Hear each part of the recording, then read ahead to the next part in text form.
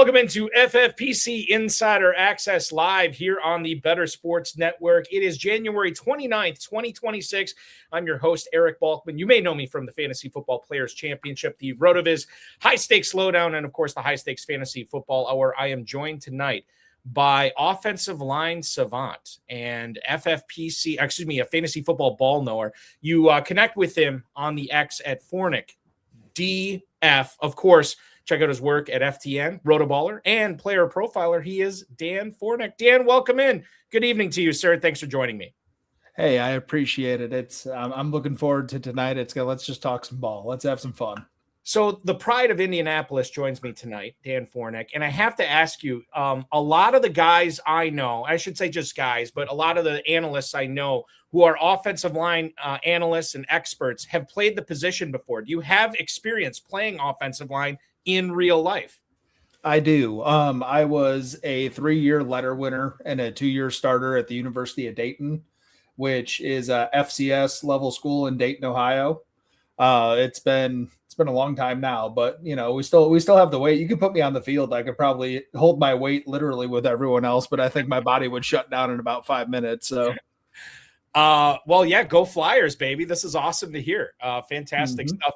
And before we get into the meat of the program, let's give the viewers a little bit of an idea what you're doing for FTN, RotoBaller, and obviously Roto Underworld, Player Profiler as well.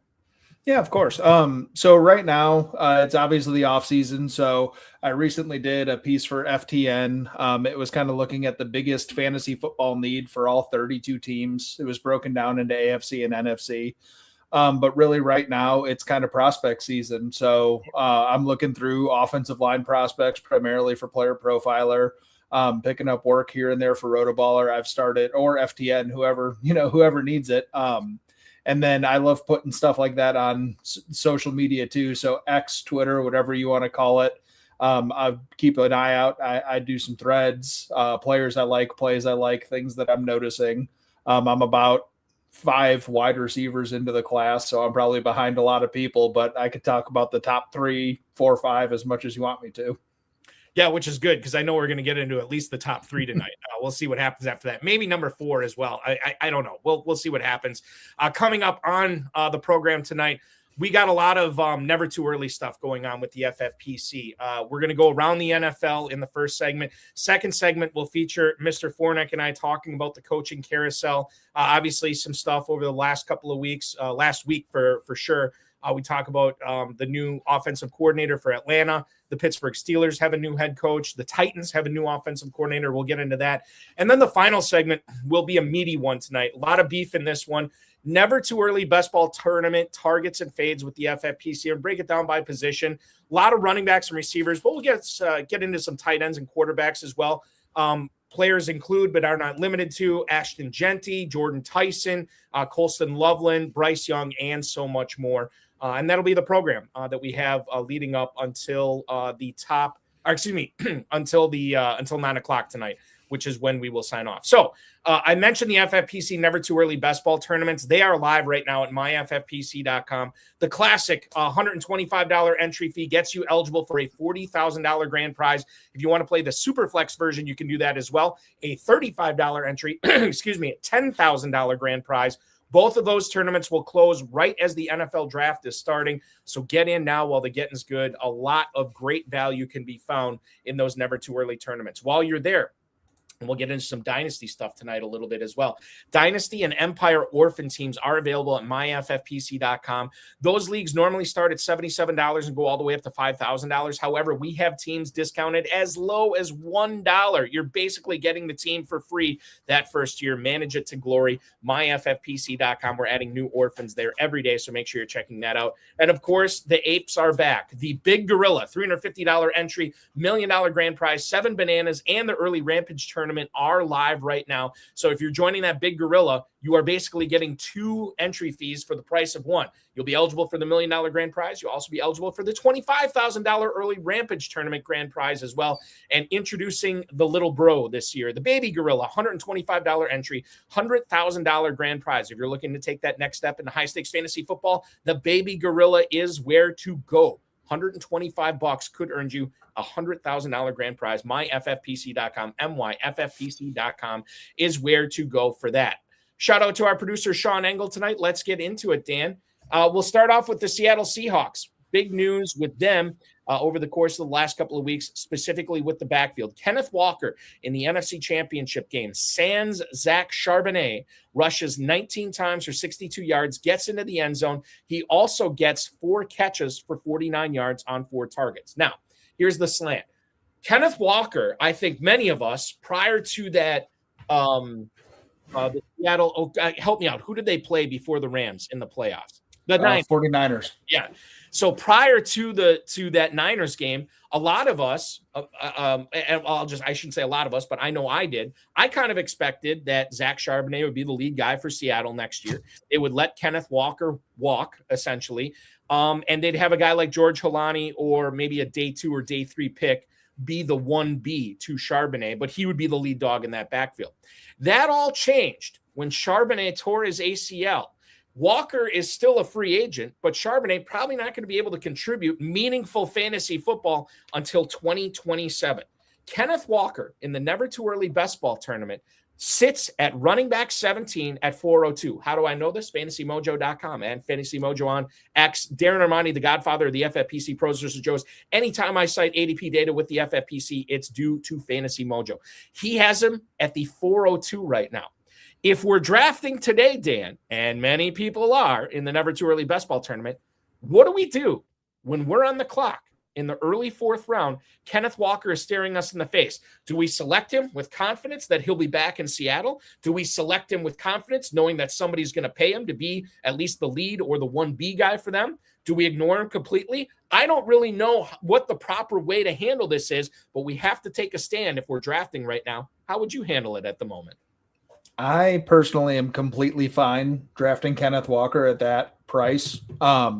If he's back with Seattle, we know that he can have success. And Seattle, the only way, there is a path where I could see it going negative, and that's if Seattle wants to pull the lever on the franchise tag. And we know that that could be a sticking point for a lot of running backs, but it also might be the most logical path for them.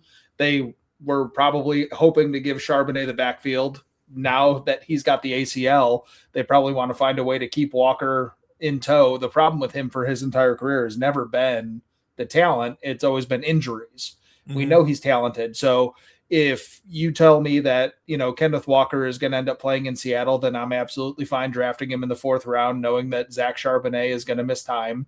If you tell me that Kenneth Walker is going to have a new home next year and Seattle is fine with just drafting a new guy, then if a team is going to pay him in free agency, it stands to reason that they're going to give him the ball. So we see, we saw it in the first playoff game. We saw it this past week. He's a 3-down talent. He can run the ball. He's highly efficient. He can catch the ball better than we thought he ever could coming out of Michigan State. That's the kind of player where, I'm one of the ones who probably got burned on him last year in best ball, hoping for a bigger role and not getting it. But he's the kind of player that you gamble on that upside, because when he hits, he's going to hit a home run. So regardless of what team he's on, you envision a big 2026 season from KW3. Selfishly, I was hoping he would join my Bears, but once Charbonnet goes down with an injury, it's you have to kind of temper expectations at that point. I totally forgot about this. You are a Bears guy, and I'm here in Northeast Wisconsin, so we might get into some Bears Packers stuff. Although I will say this, and maybe I'm off my rocker. I feel like I'm one of the more rational Packers fans, and quite frankly, and I know this is sacrilege to say, I'm kind of excited to draft guys like Williams and Burden and Loveland next year. More to come on that. But I have to ask you, that Bears playoff game where they get down 21-3 to Green Bay, there had to be a part of you that was like, despite Chicago, coming back like it was a bodily function and seemingly every single game this year, you had to think like, oh, here we go again. Green Bay just doing what Green Bay does to us in the playoffs. And yet there was a different ending this year. I got to be honest with you. I was shocked. No, I have to take that back. I was not shocked, but I was a little surprised because the Bears have been doing this all season. It had to be a tremendous feeling, though, for your Bears to get that win at Soldier Field, the first home playoff win in quite a while. It's been, I think it was 2010. Because then 2018 was the double doink, but I may or may not. We can't confirm this. She's not here to talk or to give any credence to the story, but I may or may not have told my wife that I was ready to turn the game off at halftime out of frustration. Might have had to take a lap around the house.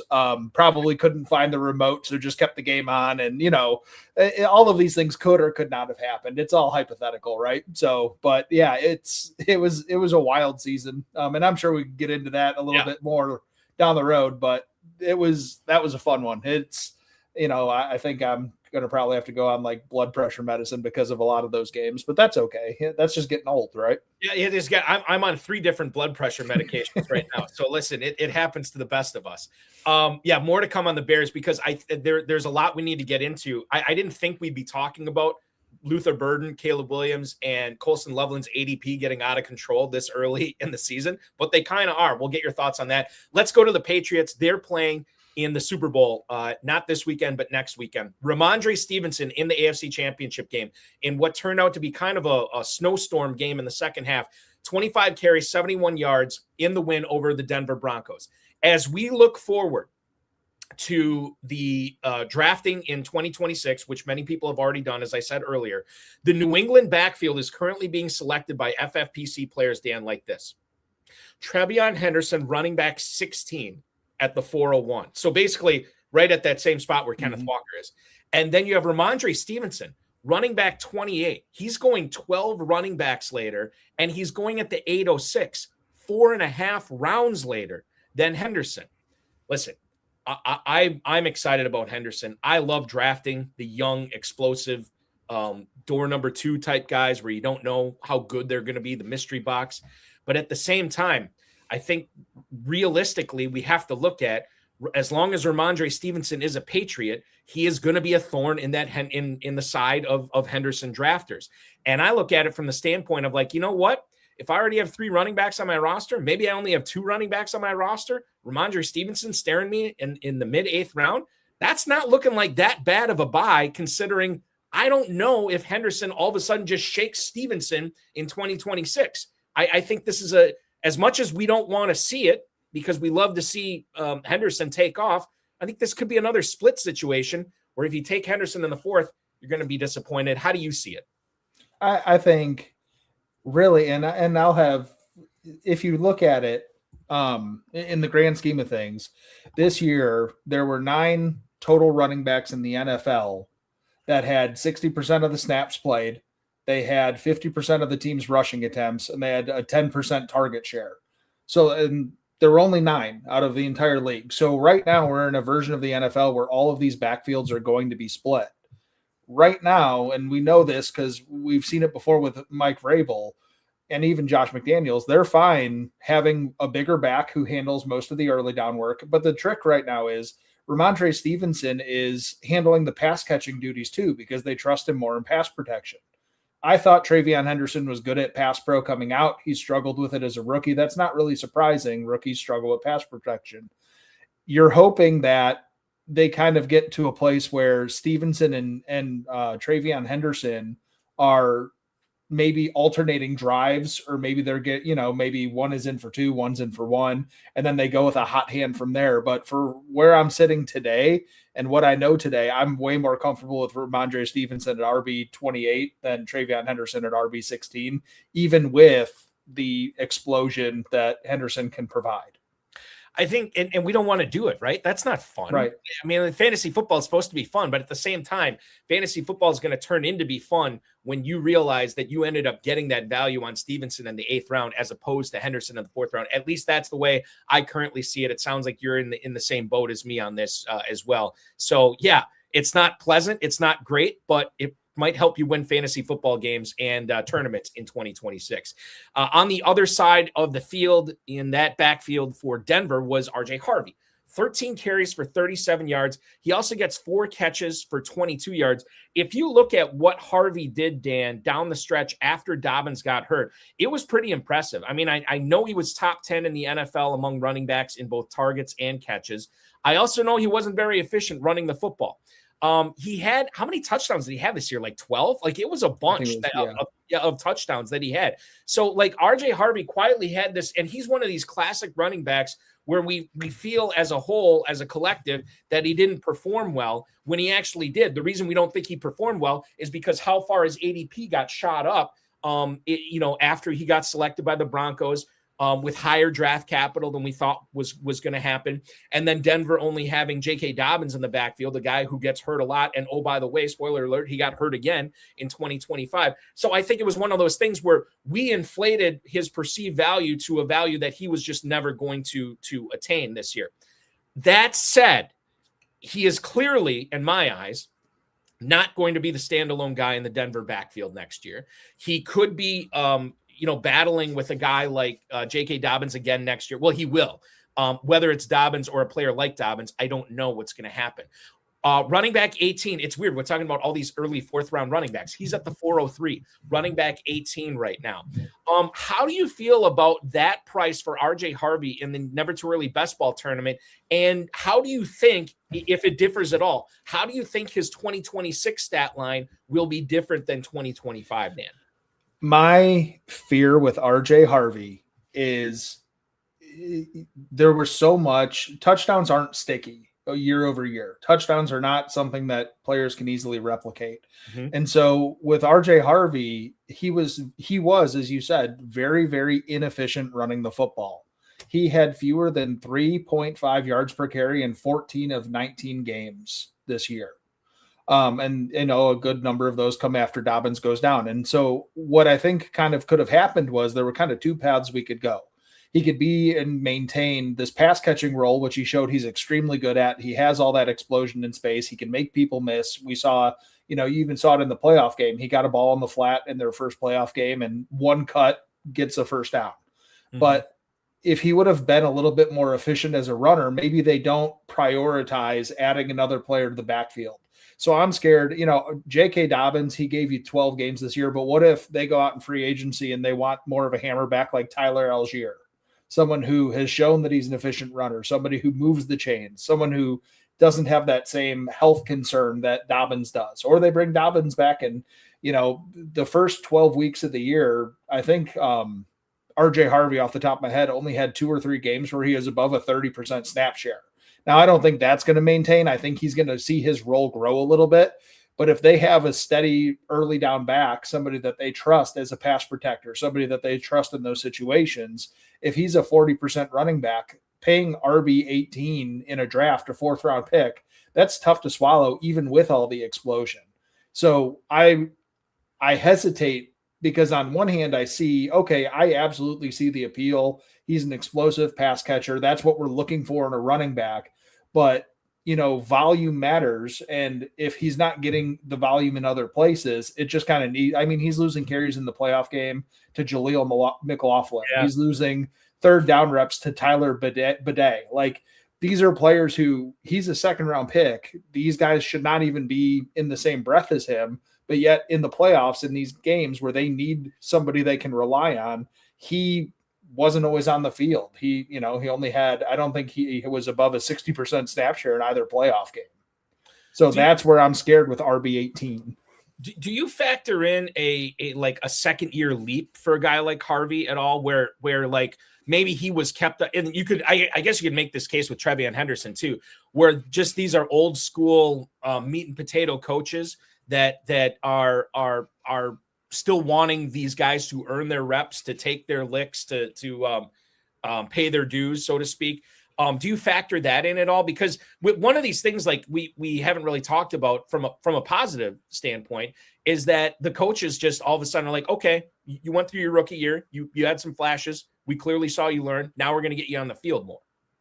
Yeah, for sure, absolutely. I mean, guys, but the NFL is weird. It's tricky because in one hand, you anticipate from year 1 to year 2, these players see a leap, right? Or back in the old days, it was with wide receivers, it was the year 3 leap, right? And now it's year 2. And now, if they don't produce as rookies, they're useless, right?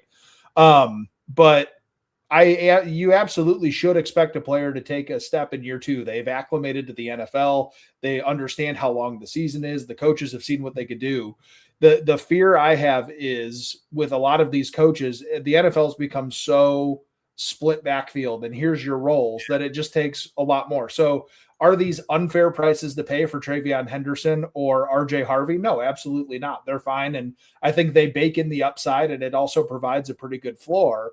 But like at the same time, we have to be open to the idea that like Sean Payton, okay, yeah, there's the Alvin Kamara history. But before that, he was a split backfield guy. He was splitting his backfield 2-3 different ways. He's always had a second complementary piece, even Mark Ingram with Kamara. Like, so he wants to live in this place where he has these two different players, and that's fine. It's just with RJ Harvey, so much of his success down the stretch was finding the end zone that if for whatever reason he finds the end zone less, hitting that RB12, that top 10 output becomes more difficult, especially if he's only on the field for 40% of the snaps. I think that, it could be one of those things where he's one of these ascendants, as we get, into August drafting season, people are like, oh God, it's Harvey time. Like it's going to happen. And it could be one of those things where we regret it too. A lot to follow here, a lot of beats and notes to follow in the offseason to see how Denver handles the backfield. You mentioned Algier. I think that would be a great signing for Denver if they were to pair him with RJ. It'd be awful for fantasy because I'm hoping right. Algier gets a backfield where he doesn't have to split it with Harvey or Bijan Robinson or something like that. Mm-hmm. But I think that would make a lot of sense from Denver's standpoint. Okay.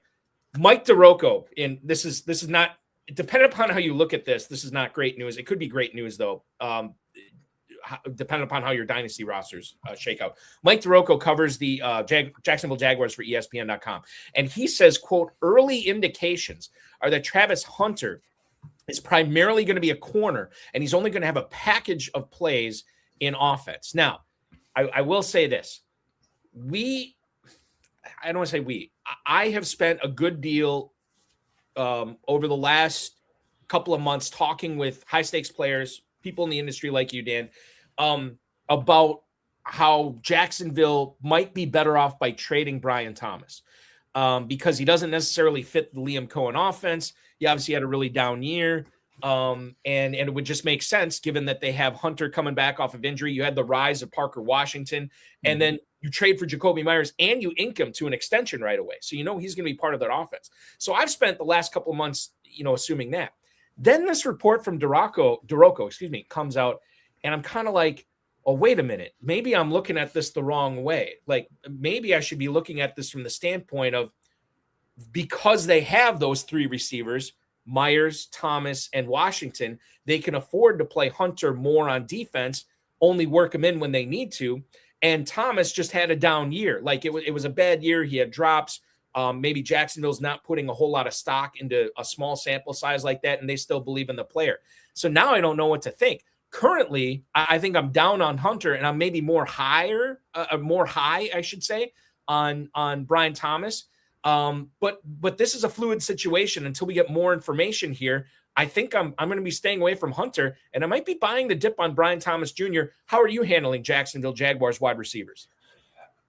So last year I stayed away from Travis Hunter because anytime you have a unicorn, anytime you have somebody who does something we've never really seen before, the highs could be super high, but the lows could also be he's a cornerback, right? And so what ended up happening was he played probably a little bit more defense. He wasn't getting targets. And then he had a really big fourth quarter against the Rams. And then the next week coming out the bye, he's hurt in practice and the season is over. But along the way, something that happened that I thought was kind of interesting. And, for the general population, we probably didn't pay too much attention to it. But when they traded away Tyson Campbell to the Browns, their number one corner, who was inked to a deal, and they got Greg Newsome back, and he's a fine player, but he's not as good or wasn't as expensive as Tyson Campbell. It opened up a situation coming into next year, 2026, where they had the bigger need at corner than they did wide receiver. And then they trade for Jacoby Myers, and then he plays well, and the offense kind of gels once they trade for Jacoby Myers. Everyone is able to kind of get into their roles and things start to click a little bit better. And so, it makes sense just from a football standpoint. If you have packages for Travis Hunter on offense, that gives you the opportunity to find ways to optimize him. But the problem is a package kind of suggests that he's not going to be a full-time player. So it's hard for me, and I'm not sure where exactly his ADP is right now. I know last year in a lot of the formats I was in, he was going as like, a fifth, sixth round pick. And I get it. They traded up and they were steadfast that he was going to play wide receiver and he was going to play cornerback, and that is going to be true. But the issue with him was always going to be, where do they need him more? And I think right now they need him more on the defensive side. So it's tough. It's really, really hard for me to push that button. But if the price gets low enough, we're gambling at a certain point. We're gambling on upside no matter what, right? You're shooting for home runs. You're trying to find somebody who's going to make their way into your lineup every once in a while. He's one of those talents. It's just, what does that role look like? And that's kind of the people were willing to eat that risk in the 5th round last year. So if, you're getting into the round 12, 13, okay, like he's going to be my wide receiver 6, 7 at that point. Yeah, I can stomach some zeros. I'm going to get guys who are going to get zeros anyway. I may draft them in the 1st round. Justin Jefferson last year. Yeah. That's another guy too, that we got to, if you're drafting now, you got to make a stand on him. And I, quite frankly, I'm not sure I know how to handle him. If I don't know how to handle a player, I usually ignore him and I let somebody else draft him, but that's not always the case. I'm going to share some ADP data that may or may not surprise you, Dan. As far as Jacksonville Jaguars wide receivers go in the Never Too Early Best Ball tournament right now, the number 1 wide receiver from Jacksonville being drafted right now, surprisingly, at least in my opinion, Brian Thomas. Wide receiver 25 at the end of the 5th round. The next one is Jacoby Myers, but he is wide receiver 38, not going until the mid-8th. Third on this list is Parker Washington. Pretty quickly after Myers goes off the board, Parker Washington goes in the mid-9th. And then Travis Hunter has now fallen to the mid-11th round. He is wide receiver 50 right now. I know this is going to sound crazy. I still think I'm passing on him at that spot. You mentioned the fallout for having a player only having a package for him. Chances are, if that player is on the field, that defense knows, hey, this play is probably going to Hunter. And that's easier to defend when the guy is not out there on plays where the ball is not going to him, right? Travis Hunter, if we look at this in the ADP, he is going in the same neighborhood as Jordan Addison, Juwan Jennings, Khalil Shakir, Denzel Boston.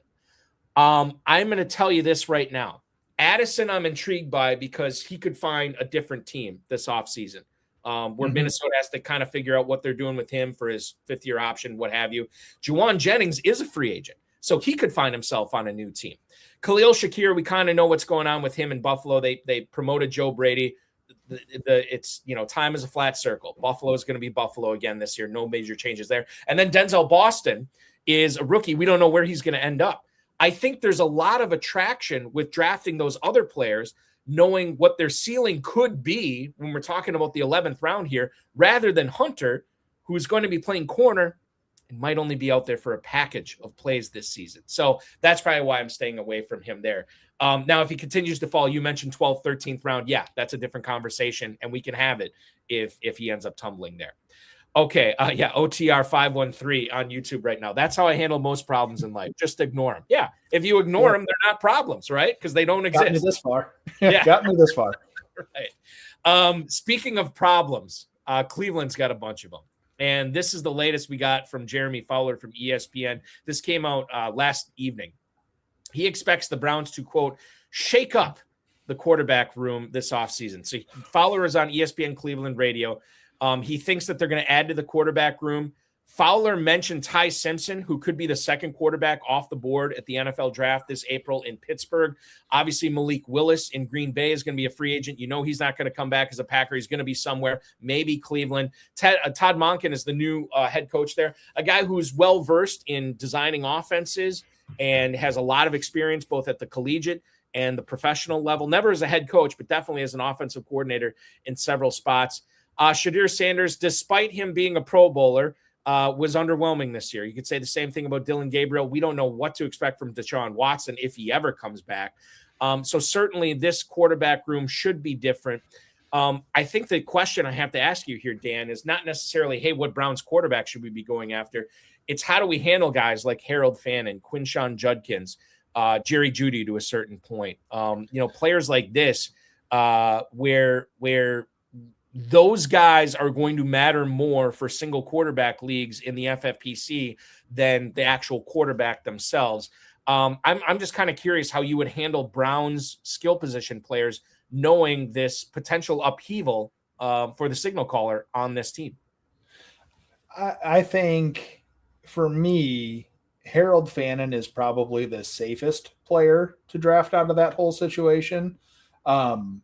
Because we know, even from, anecdotally speaking, just from Baltimore the last couple of years, they were able to get the ball into Mark Andrews' hands. They were able to get the ball to Isaiah Likely. Like, I'm fine with them, and David Njoku's hitting free agency. So it's going to be Harold Fannin show. They could still obviously add to that position, but I'm perfectly fine. I think, if I'm comfortable with him inside even at tight end 5, I think that's probably fair. That's probably where he could end up finishing. It doesn't take much to be a top 5 tight end, especially when you have quarterbacks like, let's say Shedeur wins the job. Well, we know 1, he trusts Fannin, and 2, he's not very good. So he's going to throw the ball to the tight end quick just so he's not getting hit, which, by the way, 4 of their 5 offensive linemen are hitting free agency this year. Mm-hmm. That brings me to Quinshon Judkins.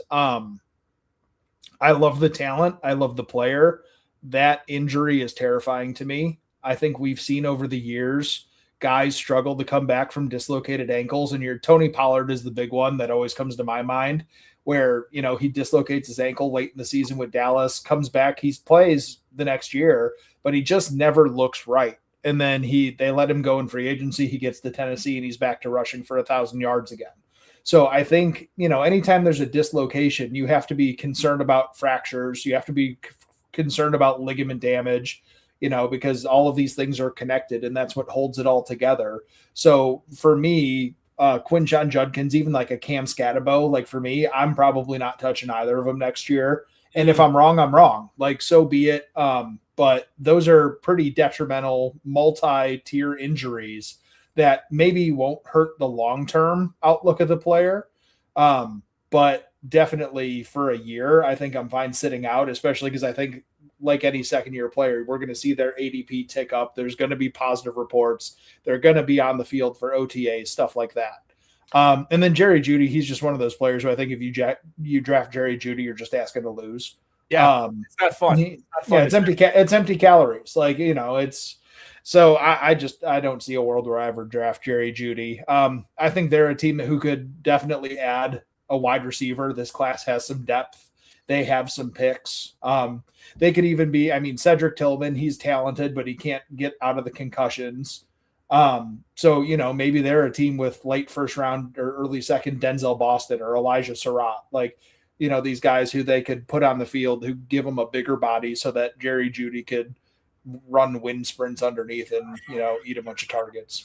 Does Isaiah Bond factor into this at all, or is he just kind of a jag at this point? He's a guy who takes the top off. I think he has a role, and I think he could hit big plays. I don't know that he necessarily meshes well with what Shedeur can do or what Dylan Gabriel can do. And we don't even know what Deshaun Watson can do anymore. So it's tough because he's a guy who, like, in the terms of like NFL football, like in terms of like a really, really like just the game, like he has a very distinct and defined role that's very useful.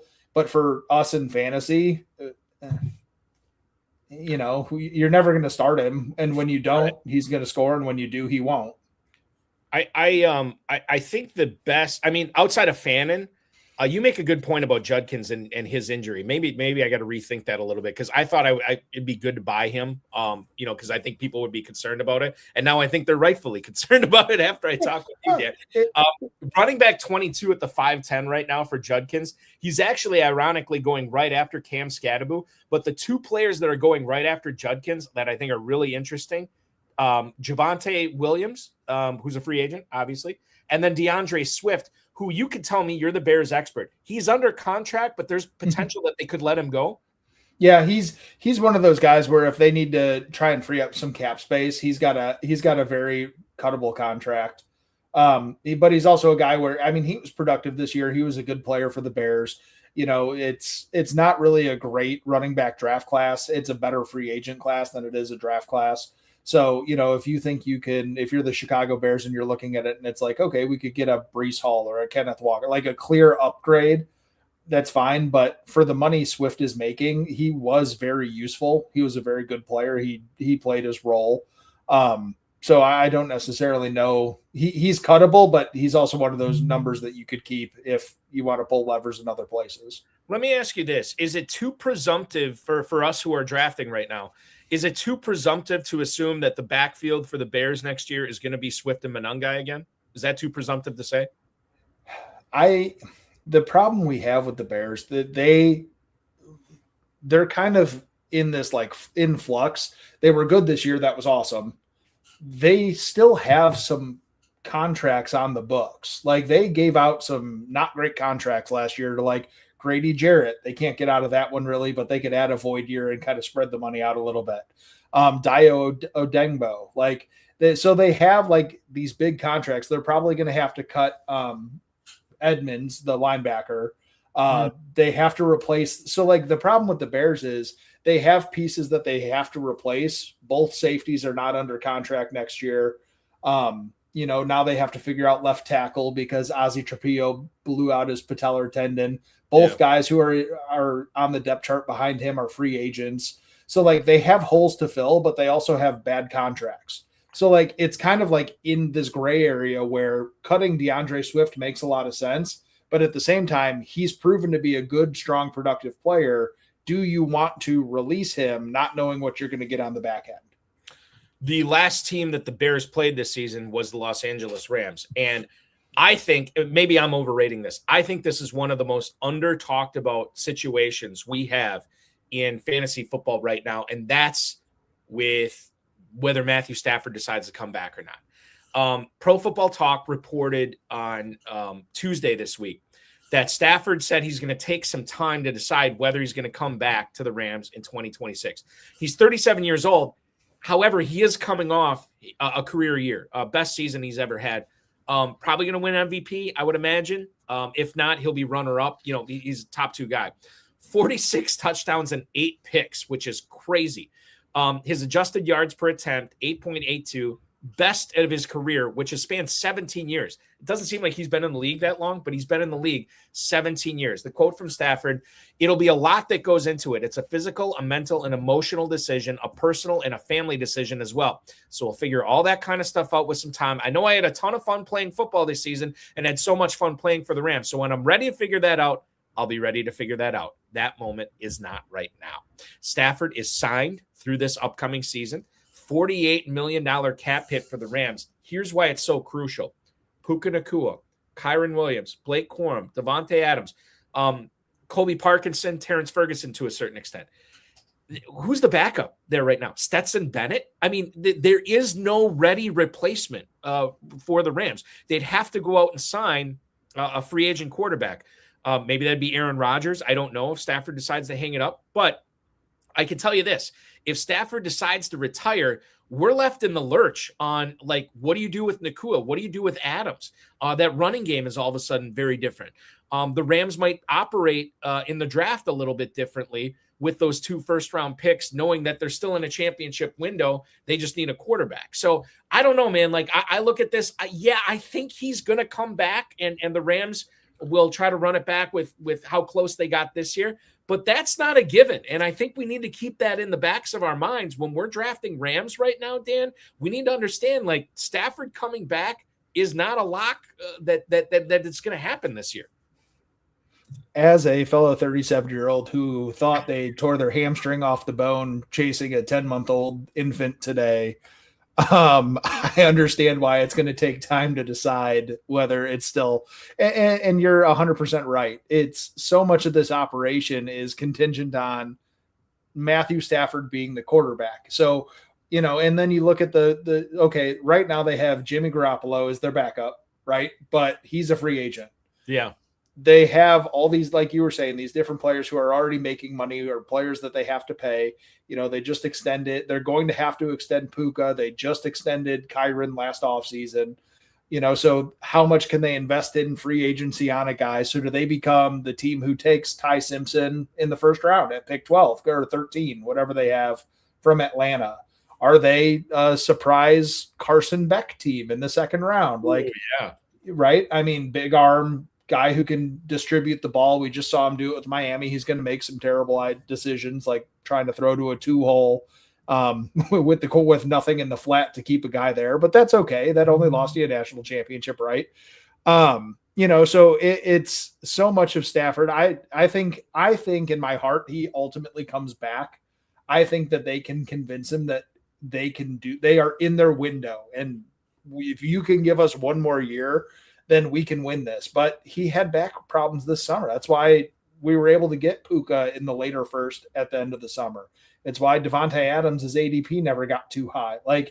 It wasn't too long ago that he was in some random on-site trailer that is apparently, rejuvenated his entire body, but it's hard. 37 years old is not designed for football. He needs to have whatever was in that mobile chamber. He needs to have like a bubble around him with whatever that was doing just at all times. I'll take it too.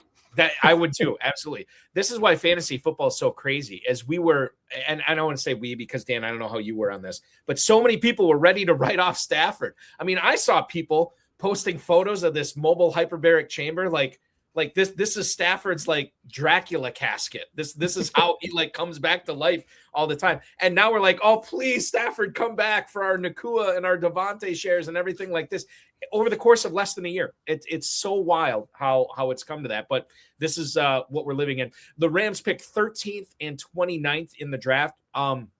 Simpson, you might be able to get him at 29. I know how quarterbacks usually ascend and they increase in value as we lead up to the draft. So they might have to take utilize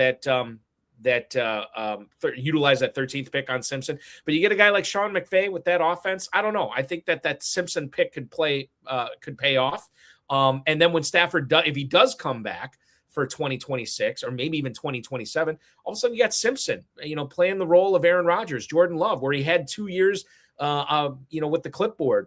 This dude did not have a lot of starts at Alabama, which I know there's a lot of draft nicks out there that will tell you one of the best indicators of future NFL success is career starts in college. Carson Beck had a ton of those. Maybe he'd be ready to go in 2027. I don't know. We'll have to see what happens with Matthew Stafford. Matthew, please, because I know he watches this show every week, make your decision sooner rather than later for the sake of fantasy footballers everywhere. That is going to wrap up around the NFL. We're going to come back with the coaching carousel. We're going to talk about Mike McCarthy. We're going to talk about Brian Daboll, Mike McDaniel with Los Angeles. That's going to be a lot of fun to talk about as well. We've been talking about the never too early best ball tournaments with the FFPC. Go to myffpc.com to join those today. Take your shot at 2 separate 5-figure grand prizes. You can also join the Big Gorilla and the Baby Gorilla. $1 million grand prize and $100,000 grand prize, respectively, on that. And, of course, Dynasty and Empire Orphans available. MyFFPC.com. For as low as $1, play fantasy football year-round. He's Dan Fornek. He is with RotoBaller, with FTN, and, of course, with Roto Underworld. I'm Eric Balkman. FFPC Insider Access rolls on with the coaching carousel right after this. I think a rising tide, in this case, Mike McDaniel, raises all ships. But is it maybe going to raise one of those ships a little higher than the others? Is there anybody with Los Angeles that you're specifically excited about with Mike McDaniel calling the shots?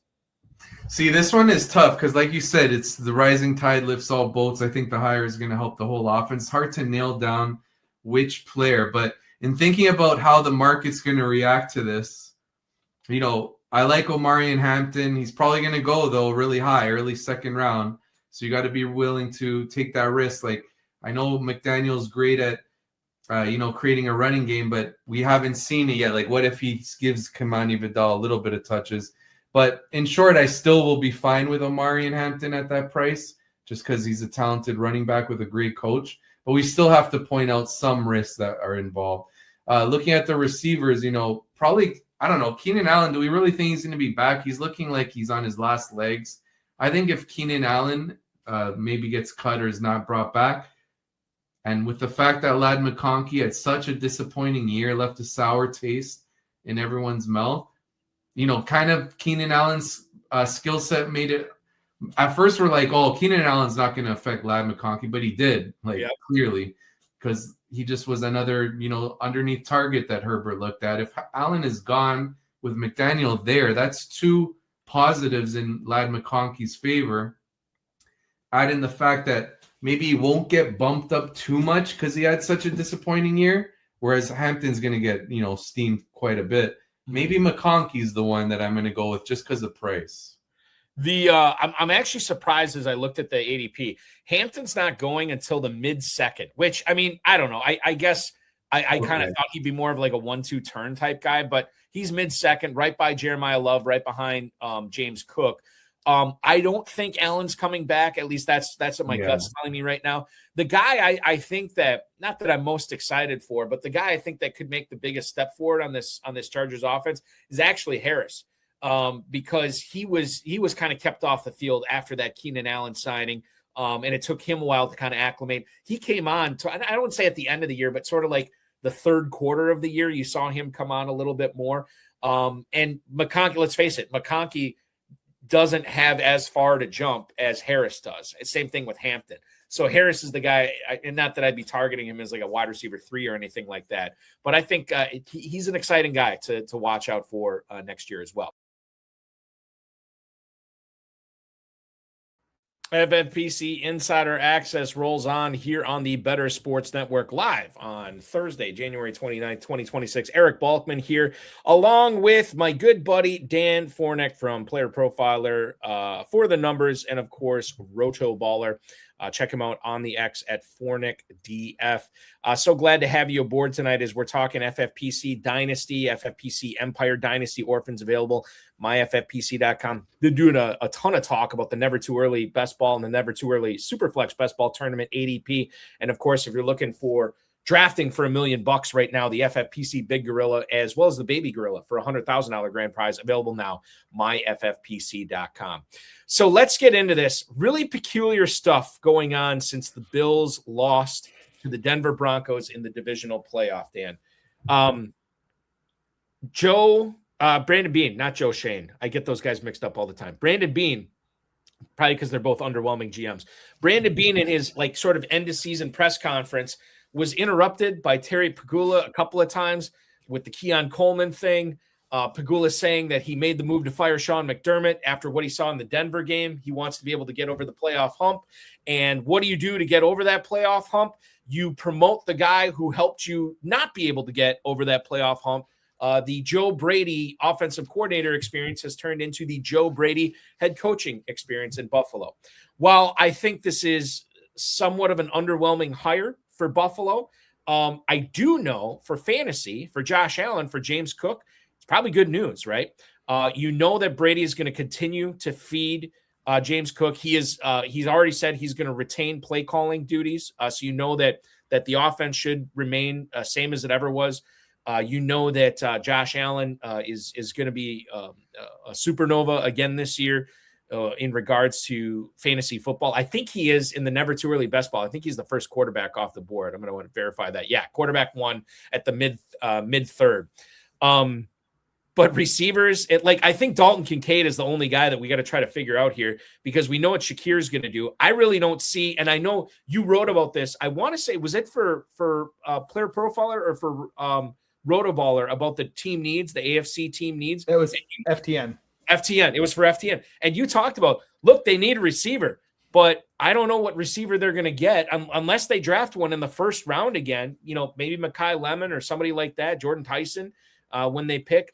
Unless they soak another first round pick into wide receiver, I don't know what they're going to do. And so to me, the Brady thing is good news for Allen and Cook. I don't know what it means for Dalton Kincaid yet. And then we heard last week, and I'll let you weigh in on this, Kincaid played the whole season on a torn PCL, according to Dawson Knox, which makes me like Kincaid a little bit more as well.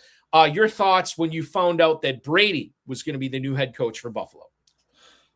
I mean, from analyst fantasy side of things, it's nice because okay, we know what this offense is. Maybe it looks a little bit different. Who knows? Sean McDermott, a defensive head coach, is going to preach ball security, and they're going to preach shortening the game, running it out. So maybe they get a little bit more pass happy. I tend to think that Joe Brady's been calling his offense this whole time. I probably, like you said, it's going to be difficult for them to get a wide receiver. They're going to be drafting later in the first. Those top tier guys, Lemon, Tyson, Carnell Tate, they're probably all going to be off the board by the time they're picking, you would imagine. So, it's hard to then fathom trading up. Are they a team who could make a move for a Brandon Ayuk? Are they the team who could go for AJ Brown? There's a lot of rumors with Chicago and DJ Moore. There are a lot of names that are going to be out there. Could they be a team that pays some money to Rashid Shaheed, who, has shown in flashes, and, in Seattle, it hasn't looked maybe the way we all thought, but there were times with the Saints. He's one of, if not the fastest wide receiver in the NFL right now, just on the field. I know that, Xavier Worthy ran the 4.21 a couple of years ago at the combine, but when I watch Rashid Shaheed, he moves differently than a lot of people. And that's something that their offense they were relying on Brandon Cooks for that in the playoffs. So for me personally, and I've been doing just some early, best ball stuff for me. I do underdog sometimes. Keon Coleman is going so late that I'm taking the swing. I mean, we're talking about, I think on underdog, which I did a draft on there the other day, he was 19th, 20th round. Like, I'm taking him with the last round pick. Absolutely. 100%. Second round pick 2 years ago.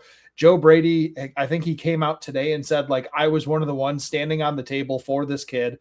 I called him and said, this is the best thing that could have happened for you. I'm going to so the guy who wanted him is still there. Mm-hmm. And yeah, okay, the owner made the comments that he made. The owner doesn't call plays. The owner was a part of the decision process that gave Joe Brady the head coaching job. So if Joe Brady has confidence that he could still extract whatever he needs to out of Keon Coleman, then for a last round pick, yeah, okay. Like, sure, we'll make worse ones, right? We'll draft guys in, the 12th, 13th round who take zero. We're willing to take Travis Hunter in 12 and 13, and he's a cornerback. Like, yeah, I'll take Keon Coleman in the last round and see what happens. Sure. I think that, in Keon Coleman, wide receiver 81 at the 18-10 right now. If you build your never too early best ball tournaments teams heavy on running backs, and then you sort of have like this approach where you're just going to load up on what wide receivers or whatever, he's a fantastic pick in the 18th round just to see what happens. That dude could end up being a top 30 wide receiver this year. We don't know. He probably won't be, but we don't know. One of the things that I think that, playing fantasy football as long as I have now, which I think, God, it's probably been 30 years or so that I've been playing. The one thing I know is that we just don't know. There's just so much crazy stuff that happens year to year that you just can't predict. It's weird, wild stuff. Todd Monken, as we mentioned, is going to move from the Baltimore Ravens offensive coordinator position to the Cleveland Browns head coach position. Diana Rossini from The Athletic reported that earlier this week. Monken is a guy that has coordinated some pretty good offenses in Baltimore, coordinated some pretty good offenses for the University of Georgia in college football when Georgia was winning national titles as well. Good mind. He's an older guy, and I think people kind of penalize him for that. Like, well, if this guy's all that good, why did it take this long for him to finally get a head coaching gig? And there might be something to that. But I don't know, man. Like I just feel like Monken is a smart enough guy to know that when you have I'm trying to think of a good analysis for this. When you have bologna, leftover bacon, and filet in your refrigerator, he knows you're going to baby that filet and make that filet as good as possible because that's all anybody's going to remember from the meal. He's going to ignore the bologna and the leftover bacon or whatever.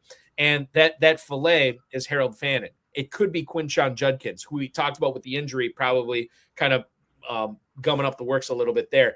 But I don't know. I'm choosing to look at this from a positive way. I think Monken's smart enough to make sure he is designing plays to get his best players the football. I think this is good news for a guy like Harold Fannin.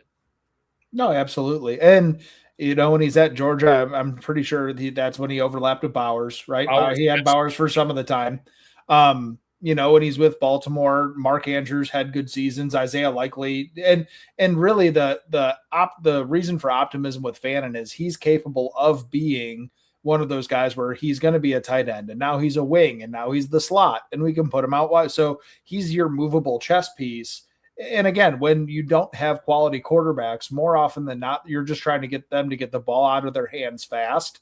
And Fannin is going to be the one who's receiving those targets more often than not. He's going to be underneath. He's going to run the stick routes. He's going to get to that, if there's a blitz, he's going to be the one probably going into that vacated area. So, yeah, I think I feel really confident in Fannin. I am curious to see what else they do, and Judkins, if the reports are coming back well, I just with that caliber of injury combined with an offensive line that's going to have a lot of turnover, because how many of those guys are even worth retaining? Most of them are on their third contract at this point. They're old anyway. So what does that look like? And how are they able to salvage that? I just have general concerns about the team, like the offense, but for a team that, was looking for an offensive mind to try and develop a young quarterback, be it Shador or Gabriel, or ideally whoever they take in 2026 or 2027.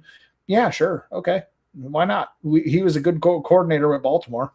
Right. And I'm just noticing this too, as you were talking. I looked Todd Monken's career up. Maybe this is too presumptive to connect these dots.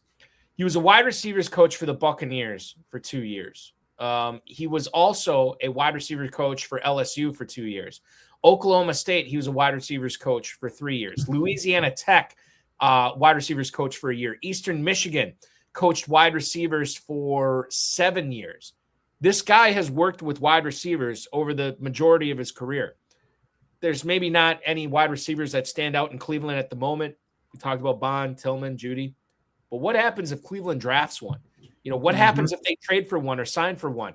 That's a guy I want to be in business with for 2026, given the dearth of options in Cleveland and knowing how much experience Monken has had working with wide receivers. I think that's one to think about as well going forward. Well, and it's you can trust his ability to evaluate what he's looking for. If he's drafting a guy, he has an eye for wide receivers. He's coached the position for over a decade at all levels, college, NFL, right? So if he's picking a guy, it's like, okay, like he saw something in this guy that he thinks he could utilize. We want to talk, pivot the conversation to, and I don't know how you feel about this. Brian Daboll is the new offensive coordinator in Nashville for the Tennessee Titans under Bob Saleh, who is the new head coach there. And Saleh came out at a press conference today and talked about how he wanted to really have his players playing with a chip on their shoulders, maybe talking some smack, but really, being physical and violent, and which I think that's the culture you want to establish in Tennessee if you're solid. Daboll is now the offensive coordinator there. And I think this is good for Cam Ward because, you think about what Daboll did for Jackson Dart, think about some of the stuff he did in college, working with some of those young quarterbacks there. He wasn't great as a head coach, but that doesn't mean he's a bad offensive coordinator. In fact, his offenses that he's coordinated at both the collegiate and the professional level been pretty good. I think this is good for Cam Ward. We'll see what Tennessee does because I think in order for Ward to be successful, he's going to need more than Daboll. He's going to have another threat wide receiver. I'm assuming Calvin Ridley is done in Tennessee, and Alec Iamaner and Shamir Dike just does not strike fear into defensive coordinators' hearts. Chigo Okonkwo is fine, but I don't think he's necessarily a difference maker. You need playmakers for Tennessee. But I think the Titans have made a step in the right direction. The one concern I'd have, two concerns, I guess.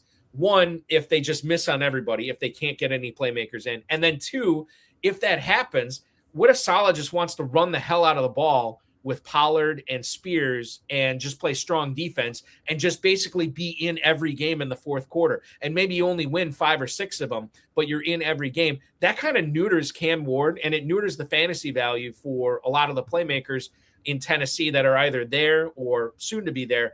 The Daboll hiring was good. Still a lot to be done in Tennessee, though, Dan, before I get excited about this offense.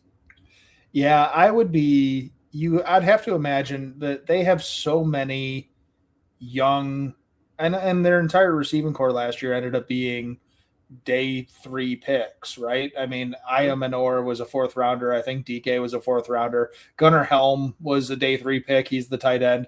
Chiga Konko is a free agent. Like, so you would have to imagine that whatever money they have, some of it's going to have to go. Like, what about an Alec Pierce? Like a guy who is ascending, he can stretch the field, but I think this year he kind of showed with the Colts that like he could do more than that. He was running, more routes over the middle. I think Romeo Dobbs would be an interesting guy there. He kind of crosses over a little bit with Ioman, but like, I think you could get by if you had DK as your field stretcher, Iomanor playing in the slot, and then Dobbs is kind of functioning as your X receiver, your kind of bigger body guy who that Ward can find and just believe in like that. It's probably not fantastic for fantasy, but like it'll make you feel good about the direction of the team. You have to imagine they probably want to go defense with their 2nd overall pick. I think that's what they have, 2nd or 3rd. There's not really a wide receiver of that caliber in this class, and they're pretty set along the offensive line. But, if they're a team who could trade back a little bit, wide receivers in play there, I would like a Carnell Tate probably, or a Jordan Tyson, like more so than Mekhi Lemon, who I think Lemon is probably the more talented one, but he doesn't really profile as like your guy. Like you put him outside and he's going to win. So, yeah, I like Daboll. Like you said, he orchestrates good offenses. He was one of the big architects for the whole Josh Allen, development pipeline. He was good at Alabama when he was there. But this offense just needs playmaking talent. And right now, I just don't know how they're going to prioritize everything. I'm seeing they have the 4th overall pick in the 1st round. I'm seeing a lot of Ruben Bain, the edge rusher from Miami. I'm seeing some Arvell Reese from Ohio State, obviously another edge player. I think Reese is probably gone at that point. But I'm also seeing like a couple of mock drafts. I don't think they take Jordan Tyson with the 4th overall pick, but some people are seeing it that way. And obviously if Tyson goes to Tennessee, I'm very excited for Tennessee. I'm very excited for Cam Ward if that happens. I always go back to this. I attribute it to Ben Gretsch. I think it was Ben Gretsch who said this. I could be wrong on it. But he talked about, because obviously a lot of the concerns with Tyson are injuries and all the injuries, the cavalcade of injuries he's had in college. And Gretsch said about McCaffrey last year, and he was right. He said, you need to stop asking yourself, what happens if McCaffrey gets hurt? Like if you take him in the 1st round, what happens if he gets hurt? You have to start asking yourself, what happens if this guy doesn't get hurt? And I think that's the way I look at Jordan Tyson, especially from a dynasty standpoint. Adrian Peterson, if you go back, that dude was like made of glass in college. He was constantly hurt for Oklahoma. Then he becomes an Iron Man in the pros. What's to say that Jordan Tyson doesn't all of a sudden just stay healthy? That he he doesn't have all this other stuff going on that college players have. And he has this really good medical team, nutrition team, strength and conditioning team that is keeping him healthy. What happens if he stays healthy? And he's Cam Ward's target, number 1 target. I'd be totally on board for that. We're getting ahead of ourselves, but it's still fun to think about. Hey, it's fun to dream. Let's dream. It's fun to dream, baby. And I know the Titans fans are dreaming about Jordan Tyson. That'd be great. Mike McDaniel, we heard Frank Emirante from your colleague at RotoBaller and obviously Fantasy Pros talking about Mike McDaniel's impact on the Los Angeles Chargers at the break. I want to get your thoughts on that. McDaniel said at his introductory press conference that Justin Herbert, quote, hasn't neared the ceiling of what he's capable of. But in that same press conference, he also said he wants to take some stuff off of Herbert's plate. The possibilities are endless. There's a lot of playmakers for Los Angeles: Herbert, Hampton, McConkey, Gadsden. Think about guys like Quentin Johnston, Trey Harris, I think would figure into this as well. I am of the belief that McDaniel is just going to make everybody better, but perhaps, and I said this too in that clip we just saw, perhaps there's one player or maybe 2 players that it helps maybe a little bit more than some of the others. When you found out McDaniel was going to be the OC, were there any players that you immediately were like, yep, I got to zero in on that guy in drafts? I really like Gadsden. I think that he showed, especially this past year with like Darren Waller, like that tight end, that guy that he can leverage into situations, especially in the red zone. but who can be an athletic mismatch up the middle of the field. I think that's going to have that has a lot of value. I believe in Lad McConkey. I think this year was a weird year. I think that Keenan Allen kind of absorbed more of the role than they expected him to. But like when you think of the players that McDaniel has had some success with in Miami, it's Jalen Waddle, Tyreek Hill. They're these smaller guys who can run these deep crossers. They could get over the top. And I think Lad McConkey showed he could do that as a rookie. I don't know what happened this year. I don't know. It's hard to say, things went awry. The offensive line falls apart. You lose your left tackle before the season even starts. You have to adjust on the fly. A player like Keenan Allen gets real appealing, somebody who just wins immediately so that Herbert's not getting crushed. And by the way, he still got crushed, right? Right. But at least, so I think it's McConkey. I obviously Omarion Hampton is a fantastic talent. There's some numbers. I think I put out a tweet. He was so inefficient as an inside zone runner this year, like one of the worst EPA runners and success rates among all running backs in the NFL. I think like his expected points added, he was at like negative 9.7 on inside zone plays. And so what I'm curious is, before I go all in on him, and you can absolutely do it based on the talent, what direction do they take their interior offensive line? You know what I'm like? Harbaugh is a power, straight downhill kind of guy. McDaniel is from the Shanahan tree of the wide zone. We want quicker offensive linemen. Those two philosophies do not gel in the trenches. So I'm going to be cautious, and I'm going to see how they fix that interior offensive line before I start pushing the button on Omarion Hampton in like round 2. I'm going to kind of give it time to breathe a little bit. And then I think Trey Harris, he showed flashes this year. His skill set, you would think, especially based on like his yards per route run during his last year at Ole Miss, like he is this explosive deep play receiver. You would like to think that McDaniel could get the most out of that. It's just, how does it overlap with Quentin Johnston, right? So, but you drafted Harris early last year and he got a redshirt year. Yeah, I think you could cut him loose. I'm going to say this too. I think the time to draft Hampton is when they sign or trade for or draft the 2026 version of Najee Harris, right? Mm-hmm. Because right now he is being drafted as if he is the guy in that backfield, and maybe he will be. He probably is the 1A at a minimum.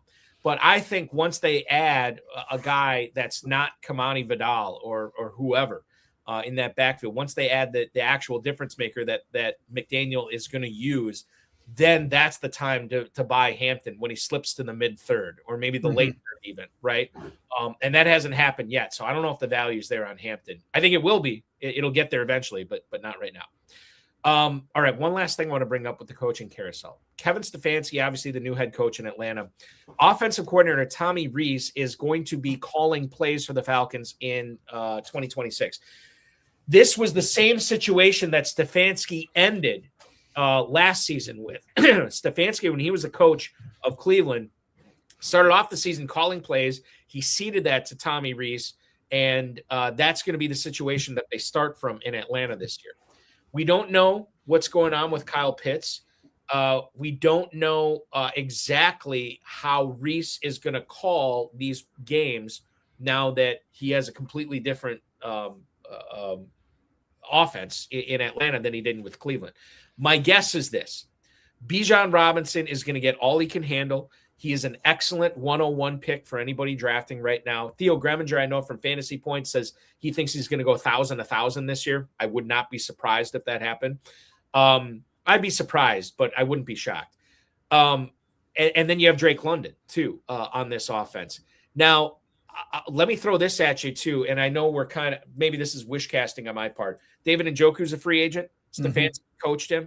If Pitts moves on to, like, I know people are talking about Kansas City, something like that. If Pitts moves on and the Falcons sign Njoku, I'd be loving Njoku with be reunited with Stefanski. I'll let you weigh in on that, and then also what you think about the guys, the head coach and the OC for Cleveland last year, their impact on these players in Atlanta this year, now that they are also the head coach and OC there. Whoever ends up being their tight end, we know that the Stefanski coaching tree loves to target tight ends, right? I mean, that's what they do. That's the primary read most times. But I think Drake London is still fine because there's not like who's going to take targets from him. Darnell Mooney, that's not going to happen, right? We've seen it not happen.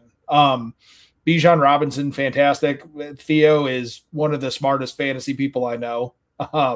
If he feels like Bijan could go 1,000, I'm in. Like, okay, yeah. If Theo said it, okay, sure. Like, I'm not going to sit here and fight it too hard. It's hard because there were really, really good times at points for Stefanski in Cleveland, right? The talent kind of fell off. The offensive line got old.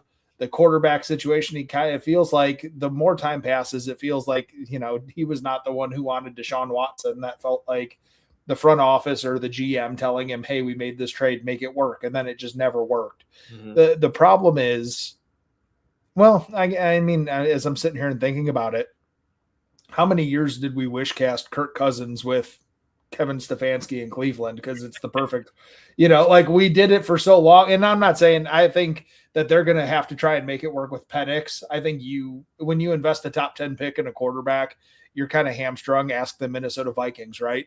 You have to, and that was 12. But I think Stefanski his offense is meant to try and take as much of a load off the quarterback as possible. So whether it's Penix or whether it's Cousins, if they can just be a point guard and run off the play action and get the ball on deep shots to Drake London and whatever tight end is there.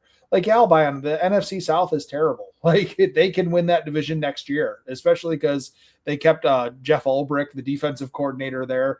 They're probably the most talented roster in the NFC South. I mean, if you look at it top to bottom. Okay, like, I'll take Bijan 101. I'll take Drake London in the first or second round, wherever he is. And whichever tight end lands there, it'll be, probably a guy who, if he doesn't skyrocket into like some crazy like tight end 5 price, yeah, I'm in. Like, David Njoku was going as like tight end 12, I think, by the end of last summer. I would do that again. Why not? We have some breaking news that's coming through right now, and this affects your Bears. And maybe you were expecting this. But according to Adam Schefter, the Falcons, who we were just talking about, are hiring Bears assistant GM Ian Cunningham as their new GM. I don't know how much fantasy knowledge we can glean from this, but maybe you can weigh in on what you think the impact is on Cunningham, who was working under Ryan Poles, right, in Chicago, and now he is going to be the head man in Atlanta. I mean, from a Bears perspective, the biggest thing is they get, I believe, 2 comp picks for him getting hired. And those will be third round. So like, that's okay. Great. That's premium awesome. Draft. Yeah. More premium draft capital. From everything, like just gathering, news sources and the bubble you curate on social media. Cunningham is like one of those very highly respected minds. I can't sit here and say it's surprising because there's connections with him and Matt Ryan and Ryan Poles. Poles and Matt Ryan were teammates. So there was always like this belief that once Matt Ryan was the president of football ops, the only thing that, there was concern about initially was if the Bears would get comp picks for it, because technically the way it's organized, Matt Ryan was explained as like the decision maker. So I'm not sure if this is, so like if the Bears are allowing him to go to Cunningham to go to Atlanta, I'm assuming that they found out that they'll get the comp picks for him. If not, it's kind of an interesting choice on their part because he is pretty highly respected around the league. So who knows? I mean, good for him. It's exciting. There's only 32 general manager jobs, and you hold it, and you're just hoping you did not get fired and to do a good job. Right, exactly. Yeah. And we'll see. I mean, like, I think that Atlanta franchise is moving in the right direction. Yeah. And how refreshing is it that the Bears are getting people in their front office poached by other teams? It's been a while since we've seen that. We have coaches getting interviewed to be coordinators places. This is an offensive. Who knew? That's a thing that happens. What was the God, I'm gonna screw this up right now. I think I said this on the show last week, if I remember correctly. Oh yeah, it was the Bears, right? The Kansas City Chiefs Dynasty kind of ongoing, maybe over with, whatever. They're stealing Eric Bieniemy from the Chicago Bears. The Chiefs are stealing coaches from the Bears. The Bears haven't even enjoyed a Super Bowl championship yet, and they're getting all these guys, front office, coaches poached. The Bears, the new center for professional football in the Midwest. I don't know. Maybe some would say that they're the spine of everything. It's the hub. Yeah. We are finally at the center of the football world. It's amazing what happens when you win more than 6 games. Let's do it. Right. We have Bears to talk about too. I want to get into Colson Loveland. We might touch on Luther Burden, but definitely I want to get into as many targets and fades in the FFPC Never Too Early Best Ball Tournament. There's so many people I want to ask you about. I want to go back to the rookie wide receiver. I want to talk about Devon Achane, Christian McCaffrey. Let's get into Sam Laporta as well, because I have some thoughts on that. And of course, Caleb Williams will be coming up as well. He's Dan Fornek from RotoBaller, Roto Underworld, and of course, FTN. I'm Eric Balkman. This is FFPC Insider Access on the Better Sports Network. Don't go anywhere. We roll on right after this. Kenyon Sadiq out of Oregon declaring for the NFL draft. If only he would have stayed one more year with Dante Moore throwing the football to him, maybe he would have been even drafted higher. But as it stands, this dude is probably going to be a first-round pick. Certainly the best tight end in this draft, if not the best, one of the best. He's only 20 years old. He was 2 years ago as a sophomore, 24 catches, 300-plus yards, 2 touchdowns, on the champions of the Big Ten. That was Oregon 2 years ago. Last year, he tops 50 catches, 500 yards, 8 touchdowns, and that was tops among all tight ends in college this past year. I think that, especially with tight end premium scoring with the FFPC, when it comes to rookie drafts, and we'll see where this guy ends up, and obviously opportunity situation is going to affect his status in rookie drafts. But before that, when we have these redraft leagues, Pat, Kenyon Sadiq is a very, very interesting guy. If you wait on tight end to grab him as your second tight end this year, I'm not saying he's Harold Fannin Jr. because he's not, but he could have a similar, if not as impactful impact on your fantasy squads this season. Dude catches a lot of passes. He's very athletic, and certainly in the right situation, he could flourish, and you won't have to draft him. At least I don't think you'll have to draft him as one of the top 12 tight ends. Absolute freak athlete. People are going to be really excited about him after the combine, because he is going to go in and he's going to run a 4.5 or maybe a sub 4.5 if he does some speed training. I think he already has a 41.5-inch vertical jump on the books. Good hands, good body control.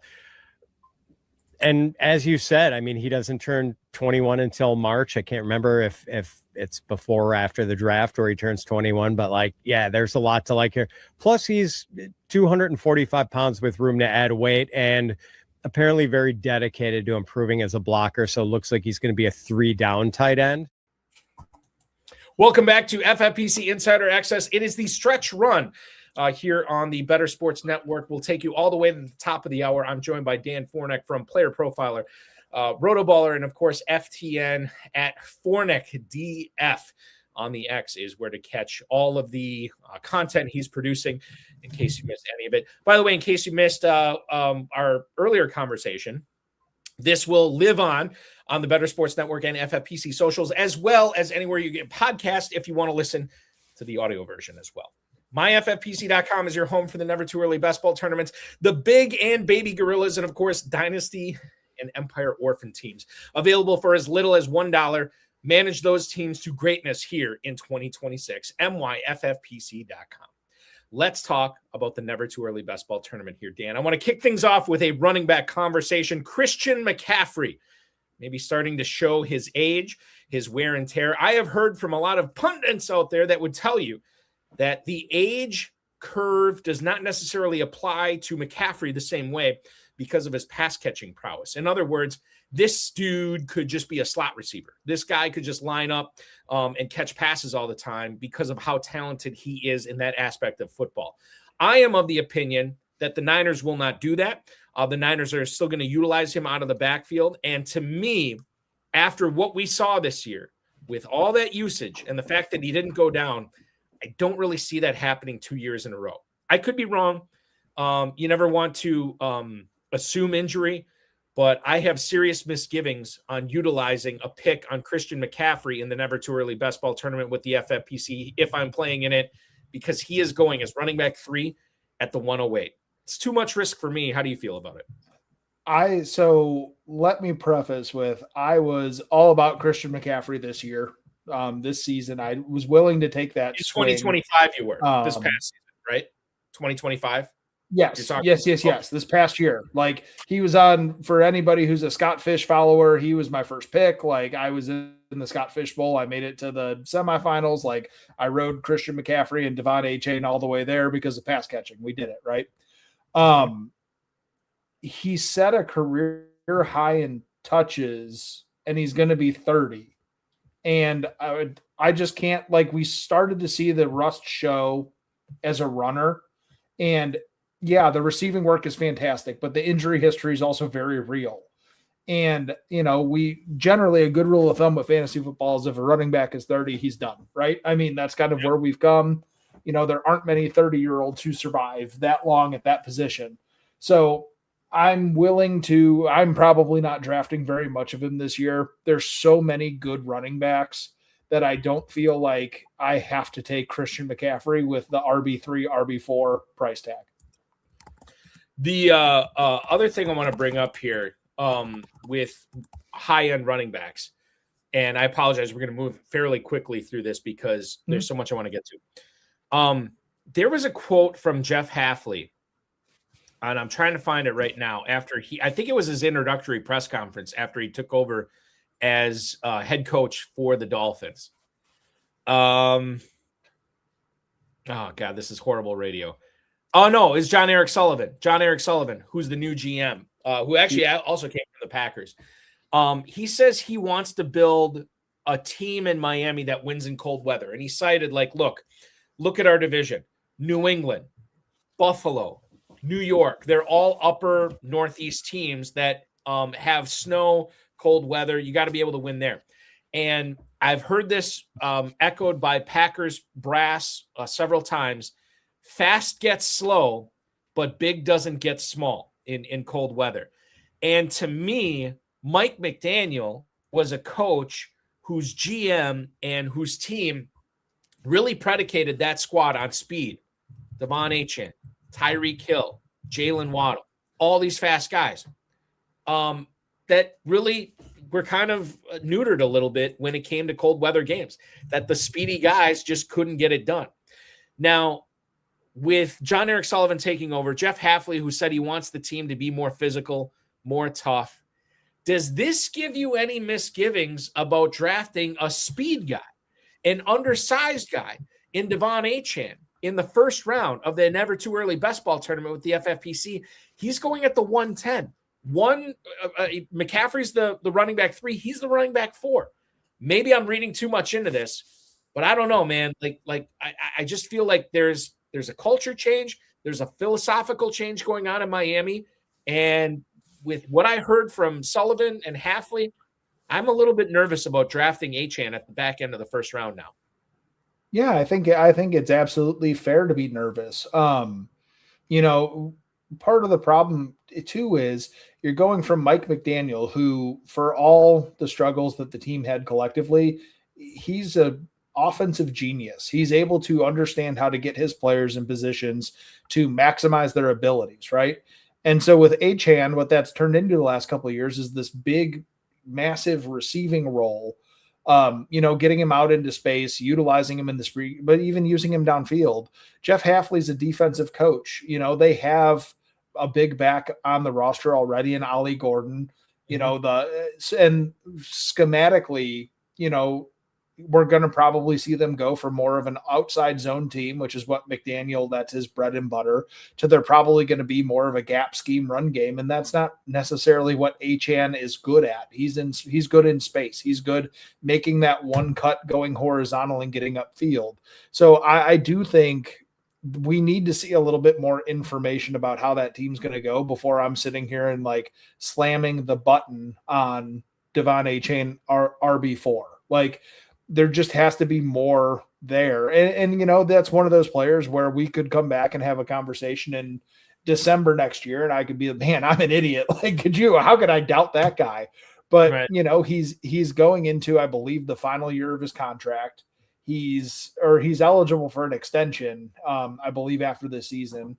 So, if I think that's going to be telling, they're going to give us the breadcrumbs going into it. And if they're not in a hurry to do an extension for him, even though he's the best player on their team, and, maybe they invest a second round, third round pick in a running back. Maybe they're one of the teams who go after like a Brian Robinson or someone who's a bigger back, Tyler Algier, who can go forward. That's going to tell us a lot of information on, can we trust round one Devon Achane, when people were finding reasons not to trust him in the second round last year. They were just wrong to do it. Another under talked about aspect of this, pair what Halfley and Sullivan are saying with a running back that's already on the roster, a 6'2", 225-pound second-year running back named Ollie Gordon. Maybe he ends up being the Montgomery to Achane, which I think is palatable for Achane. But if he's anything more than that, if it's like a 1A, 1B situation, I don't know, man. Like this could be really bad news for Achane this year. Kind of a landmine that nobody's talking about, because we've seen the talent, right? We know what he can do catching the ball, rushing the ball. He's a big play waiting to happen. He is one of those rare players in the NFL that can create explosive plays, even when his offense isn't all that great. So you love to see it. Just don't know what that new regime does for him in Miami. Okay. One of the players that is going almost right at, well, Jonathan Taylor's going right after Achane, but the guy after that is one Ashton Jeanty. Jeanty's stats last year look awesome. If you take the offensive line aspect out of it, like his yards after contact, sublime. Mm-hmm. Like this dude did so much on his own because he had nothing to work with Las Vegas. Now the Raiders, fast forward a year, they're going to be getting probably Fernando Mendoza. I don't know why I always want to call him Francisco. Fernando Mendoza as a massive upgrade at quarterback. And say what you will about how good Mendoza is going to be as a pro. He's going to be a lot better than Geno Smith and everybody else that the Raiders were trotting out last year. They have the opportunity to upgrade the offensive line, both in free agency and in the draft. That's going to help them out as well. I think Jeanty, and maybe FFPC owners are just being sharp when they see this. He should be a guy that 15 years ago, Dan, this guy would be falling to the fourth round after this year. Not so this year. Jeanty is running back 6 at the 203, and I'm still in on him right there. I love Ashton Jeanty this year. Should be a good bounce back for him this year. He's going to be a target for me. How is he for you right now in drafts? All the way in. I'm there. The way I've when I get in arguments with people about Ashton Jeanty, the way I kind of explain it, at least my perspective, and all I have is my perspective, right? I can't speak for other people. When I watch him, I see the same guy I saw in Boise State. The problem is he's doing it 5 yards in the backfield because the offensive line was terrible. But he's still forcing missed tackles. He's still evading that first contact. He's still getting. The problem is the run's only going 2 yards instead of when he was at Boise, he was doing all those things 2 yards downfield and then turning it into 10 or 15 or 20. It sounds like from a lot of the things that I'm seeing, the guy that is in the pole position to be Vegas's head coach, they really want Clint Kubiak. And if you tell me that you can get Kubiak, the Seattle offensive coordinator, in Vegas, the wide zone system that he runs, it mitigates the offensive line a little bit. You want horizontal movement instead of vertical. And so you don't need very good offensive linemen. You just need guys who can get people moving sideways, and then the running back makes them right. It's the same thing that, Miami had a terrible offensive line for so many years with McDaniel, but Achane and Mostert, these guys were able to rip off these chunk runs. Even Christian McCaffrey in San Francisco, right? They're never known for having a good offensive line, but the running back's job in a wide zone scheme is to make the offensive line correct and to, find that gap and go. And so if you put Ashton Jeanty and his vision and his ability to kind of make those single cuts and get vertical in that scheme, yeah, okay. I'm in. I draft him higher than I was drafting him last year, and that made me look like an idiot last year. So amen. So I'm in. I'm with you.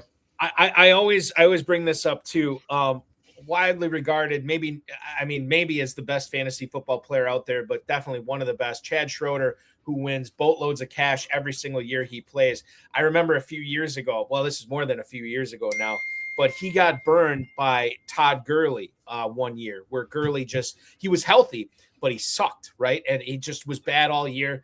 And it cost him a lot of money, did not win a lot of money that year. And then what did he do the following year? He bought even harder. He bought in more, and he got more Gurley. And what happened to Gurley that year? Had a career year, his best year as a pro. And Chad won just a boatload, like a filthy amount of money because of that. So that's one of these things. And anytime, and I think like we all need to be recognizant of this. We can't just say, I'll never draft that guy again. He'll never be on one of my teams again. You can't say that because you're paring down the field too much. You are limiting your upside. You are limiting your potential for how good your season can be. You have to look at and I know this is dehumanizing. You have to look at the stats of these guys rather than the person. Like you have to, Bob Harris from Football Guys, divorce the name from the stats. Look at the stats, understand how these guys, when they're proven players coming off a bad year, could mean great things for your fantasy squads. And certainly Genty represents that this year. How do you handle Travis Etienne, Dan? Travis Etienne is probably going back to Jacksonville, but we don't know that for sure. He could be. I was thinking about this the other day. What if he signs with Dallas and they let Javonte Williams go, and then they sign Travis Etienne? This could be a situation where he comes in to be the de facto number one on Jacksonville or another team, or he could be the 1A or the 1B, and he's sharing touches. Like it's such a wide range of outcomes for Travis Etienne. And I think his ADP reflects that. If you look at it, I may have mentioned this earlier on the show, 410, running back 20 right now for Travis Etienne after Harvey and Kyron Williams, right before Cam Skattebo and Quinshon Judkins. Does that feel like the spot that you want to draft Travis Etienne at the end of the fourth round? Oh yeah, I'm taking it. If you just kind of take a step back from everything, and a lot of times, and you see this a lot in general, we'll find a way to hate on a highly drafted player. So Travis Etienne's a first round pick. If he's not Barry Sanders, then he's a terrible pick. But if you kind of take a step back, 4 years with Jacksonville, 3 seasons he had at least 220 carries. 3 seasons he had at least 1,000 rushing yards. He hit 1,100 twice. He has at least 35 receptions in every year. He has at least 250 receiving yards every single year.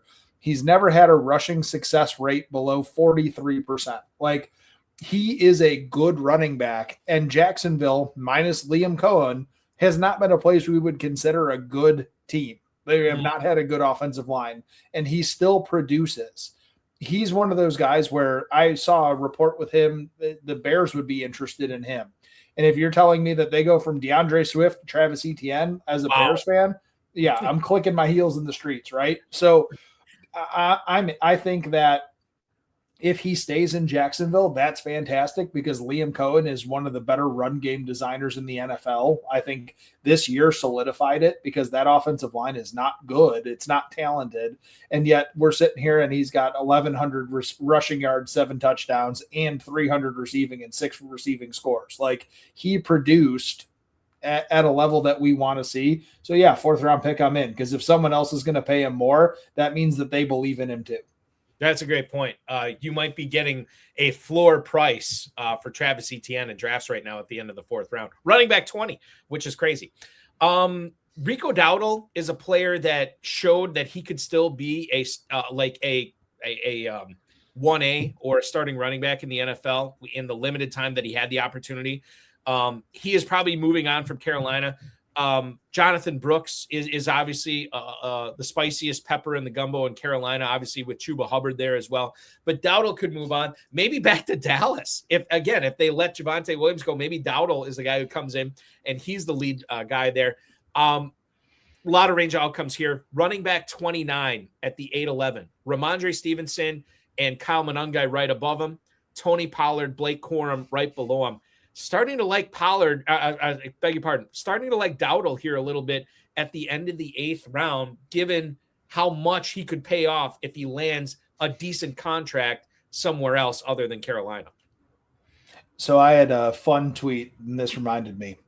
Running backs over the last 2 seasons, back-to-back, with 1,000 rushing yards and 200 receiving yards. There's 5 of them. Bijan Robinson, Jahmyr Gibbs, Saquon Barkley, James Cook, Rico Dowdle. That's it. That's it. Those are the guys. So, and look, is he one of those guys? No, he's not. But is he above when he's given opportunities, he produces. And, for whatever reason, Dallas, and we'll sit here and say Dallas probably made the right choice because Javonte had a really good year, but for a while it looked like Dowdle was going to take that job from Chuba Hubbard. And then for whatever reason, Chuba wrestled it back at the end of the year. I think he's a very good player. I think he's a player who's capable of, if he lands in the right situation and there's a team that's dedicated to giving him 40, 50% of the backfield, he can be productive. You said RB29 was the price. I'd probably, if Monangai is going right in front of him, I'd probably want Monangai more. Okay, hold on. I'm going to stop you right there. Let's play a quick would you rather, okay? With all these players going right around Dowdle. Would you rather have Kyle Monangai or Rico Dowdle? You're saying Monangai. Monangai. Okay. Rico Dowdle or Rhamondre Stevenson? Rhamondre.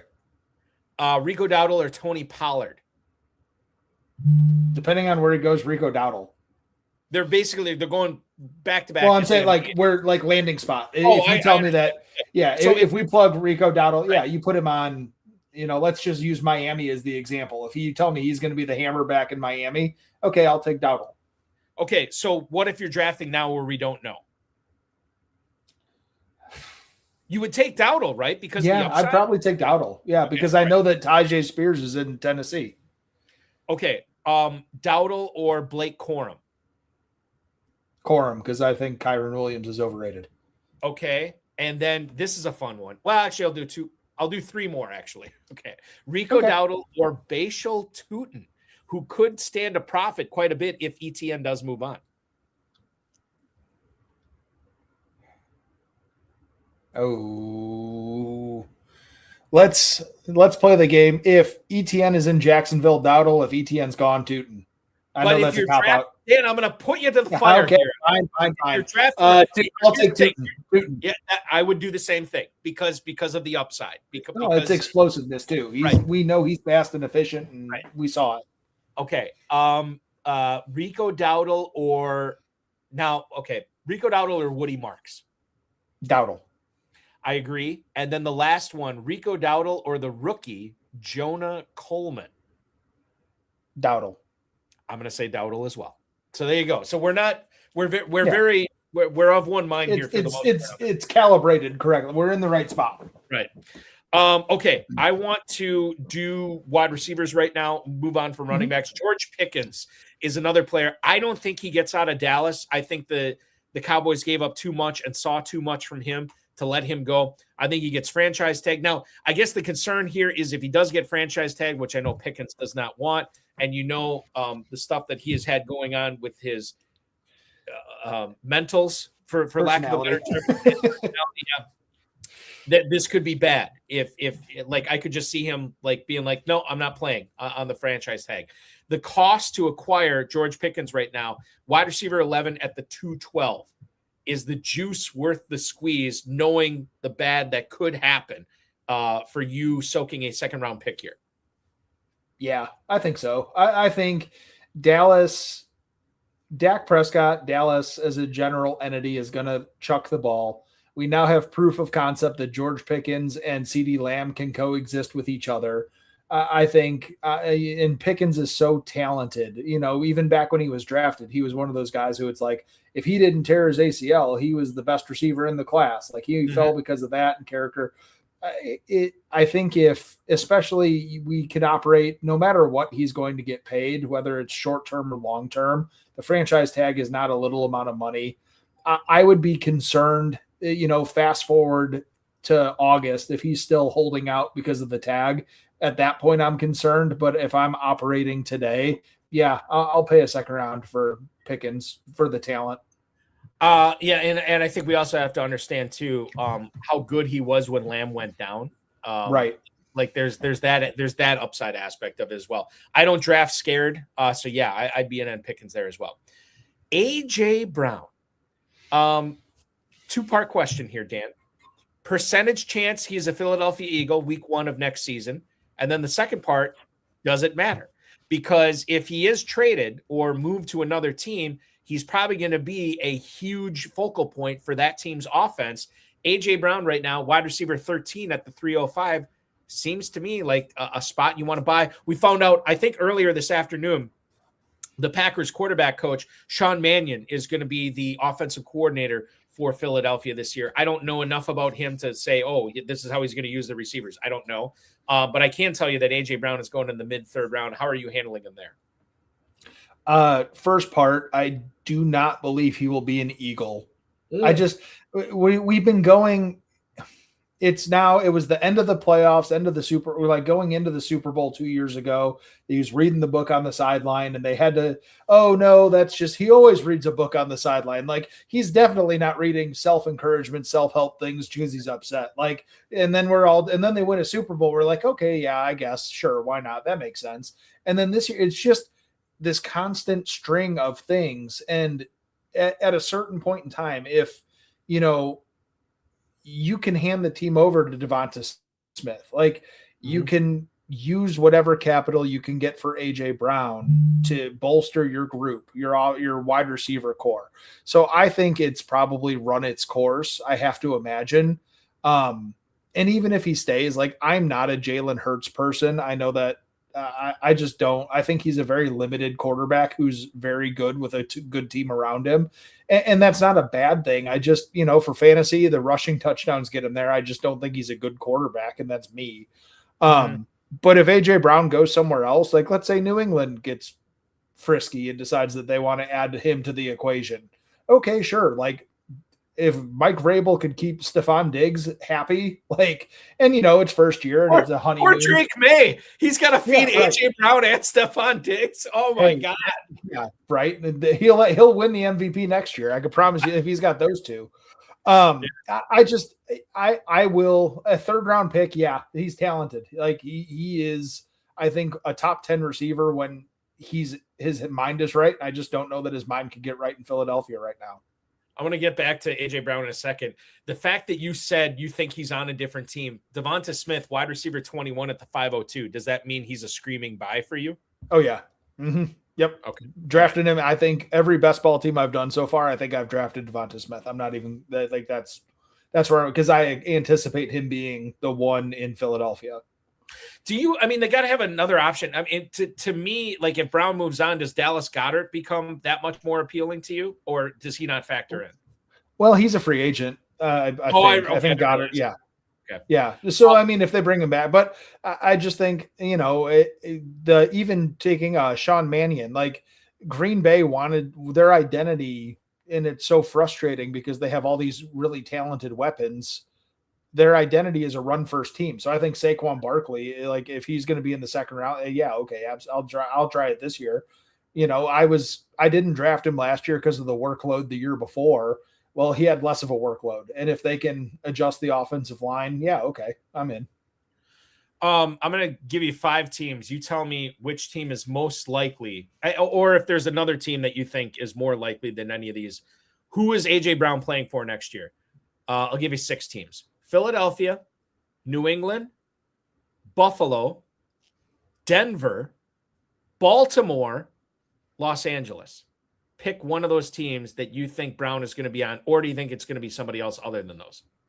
Which Los Angeles? Oh, Chargers. I'm sorry, Chargers. I would say Buffalo. Probably. Oh, Buffalo. Okay. All right. I just think they need to make a move. And he's the kind of guy you pulled it off with Stephon Diggs once. I think if there's a wild card team, we talked about him earlier. Why not Cleveland? Oh my God, Brown. Yeah, he might retire rather than go to Cleveland. But yeah, I get it. Short targets. He's a guy who takes him the distance. Like he is the fail-safe. He does what Jerry Jeudy can't. Jerry Jeudy catches and falls down half the time. Brown at least could take those little slants and in routes, and he could take them chunk gains. You know what I would love to see, and this won't happen, but it's going to be fun to think about. The Bills trade with Philly to get A.J. Brown, and then they sign free agent Mike Evans on a 1-year contract. Ooh. And Brandon Beane flips the bird to anybody who is questioning his chutzpah and his can-do with being the GM of the Bills, and Josh Allen is throwing to not only Dalton Kincaid and Khalil Shakir, but A.J. Brown and Mike Evans next year. That would be fun. Okay. Prep the Super Bowl. Rookie wide receivers. We've talked a little bit about Lemon. We've talked a little bit about Tyson. Carnell Tate, how do you feel about him? If you were to rank these receivers, not knowing which teams they're going to be on, if you were to rank these receivers, and by the way, they're all basically going at the same spot, right around between wide receiver 23, wide receiver 28 of the Never Too Early FFPC Best Ball Draft. Tate, Tyson, Lemon, how would you rank them? So for me, I've actually, these are three of the ones I've watched. I have it just pure film. We're not taking testing. We're not doing anything with it. I have it Lemon, and then Tate is right on his heels, and then like a little baby half gap Tyson. Okay. I think Tyson is the most physically gifted. I think that he's going to have the most impressive testing numbers. He's the one who can be like your true game-breaking X, size, speed, all that stuff. I thought he was a little bit rough around the edges with his route running. I think he had a lot of body catches. He's dynamic once he has the ball, but like he just wasn't as clean. Tate is a strider. He's big. His catch radius is awesome. He's able to get on top of coverage, but we can't sit here and say that having Jeremiah Smith on the field with him didn't help.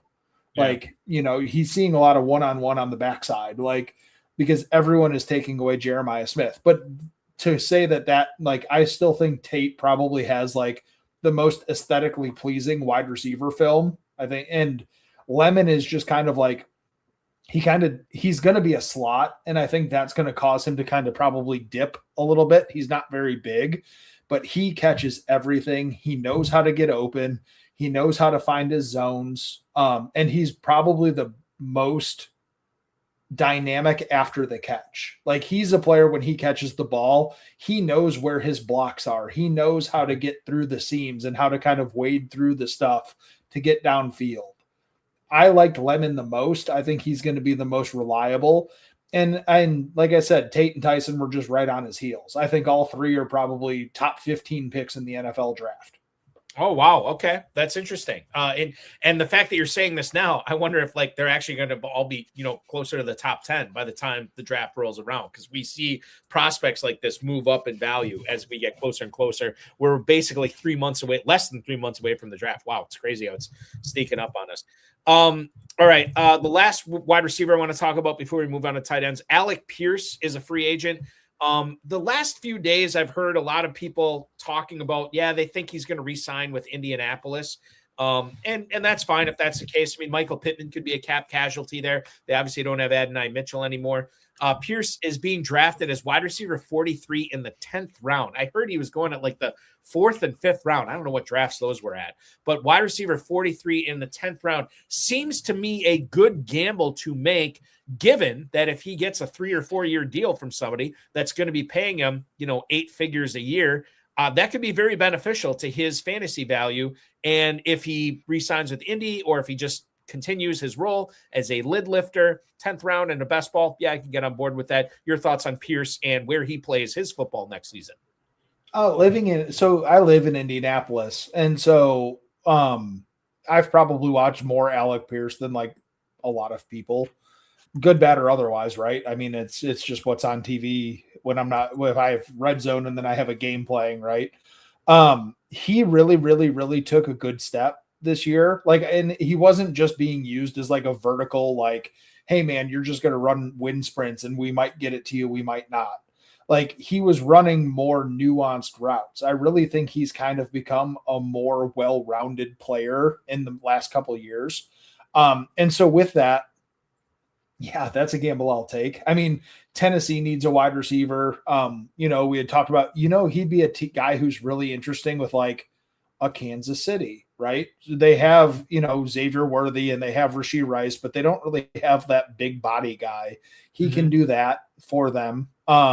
Just kind of looking, the New York Giants need a compliment for Malik Neighbors, right? I mean, you have Neighbors, maybe Wandale comes back, but he's a slot. New Orleans Saints could use someone beside Chris Olave. So I think there's a lot of teams. There's just so many teams right now that need a wide receiver. And I think he's a guy who, and if the Colts decide to keep him, then that probably means Pittman is gone, like you said. I just think that he is the general like consensus with him is, he's just a stretch Z, like outside straight line burner, but like he's become a better receiver than that. And so I'll take the swing in the 5th round. Sure. Absolutely. Yeah, I'm with you. And this is 10th round, by the way, with Pierce. Oh, then yeah. Yep. Signed, sealed, delivered. Stamp it. Yeah, I'm with you 100% on this for sure. Moving on to tight ends, let's talk about your guy, Colston Loveland. My concern with Loveland is not his role in the offense. It's not how good is he going to be in just his second year in the league. It's, my God, everybody wants Colston Loveland on their team this year, and I don't know if I'm willing to pay the price. McBride, 105. Bowers, 110. The next tight end, Colston Loveland at the 211. Tight end premium format, we need to consider that as well. Late second round. As a Bears guy, Dan, are you on board with Loveland's late second round ADP and tight end premium formats like the FFPC? Yes. Yes. I mean, so when you watch him, and I think if I were to go through, if we could put stuff up on the screen, I had a tweet. It was Colston Loveland running a route from the slot, and just the subtle the kid is 21 years old. He's 6'6", he's 250 pounds. And the way he sets up his route on his stem, the way he expands the corner to get him to flip his hips so that he can cut underneath and wall him off and catch the pass. It was in the red zone. Everyone, we're always going to be chasing because of Ben Johnson. We're going to be chasing who's the next Amon-Ra St. Brown, who's going to have that role. And the truth is there isn't one. But if there is the guy who's going to be their number one target hog, it's Colston Loveland. He already did it as a rookie.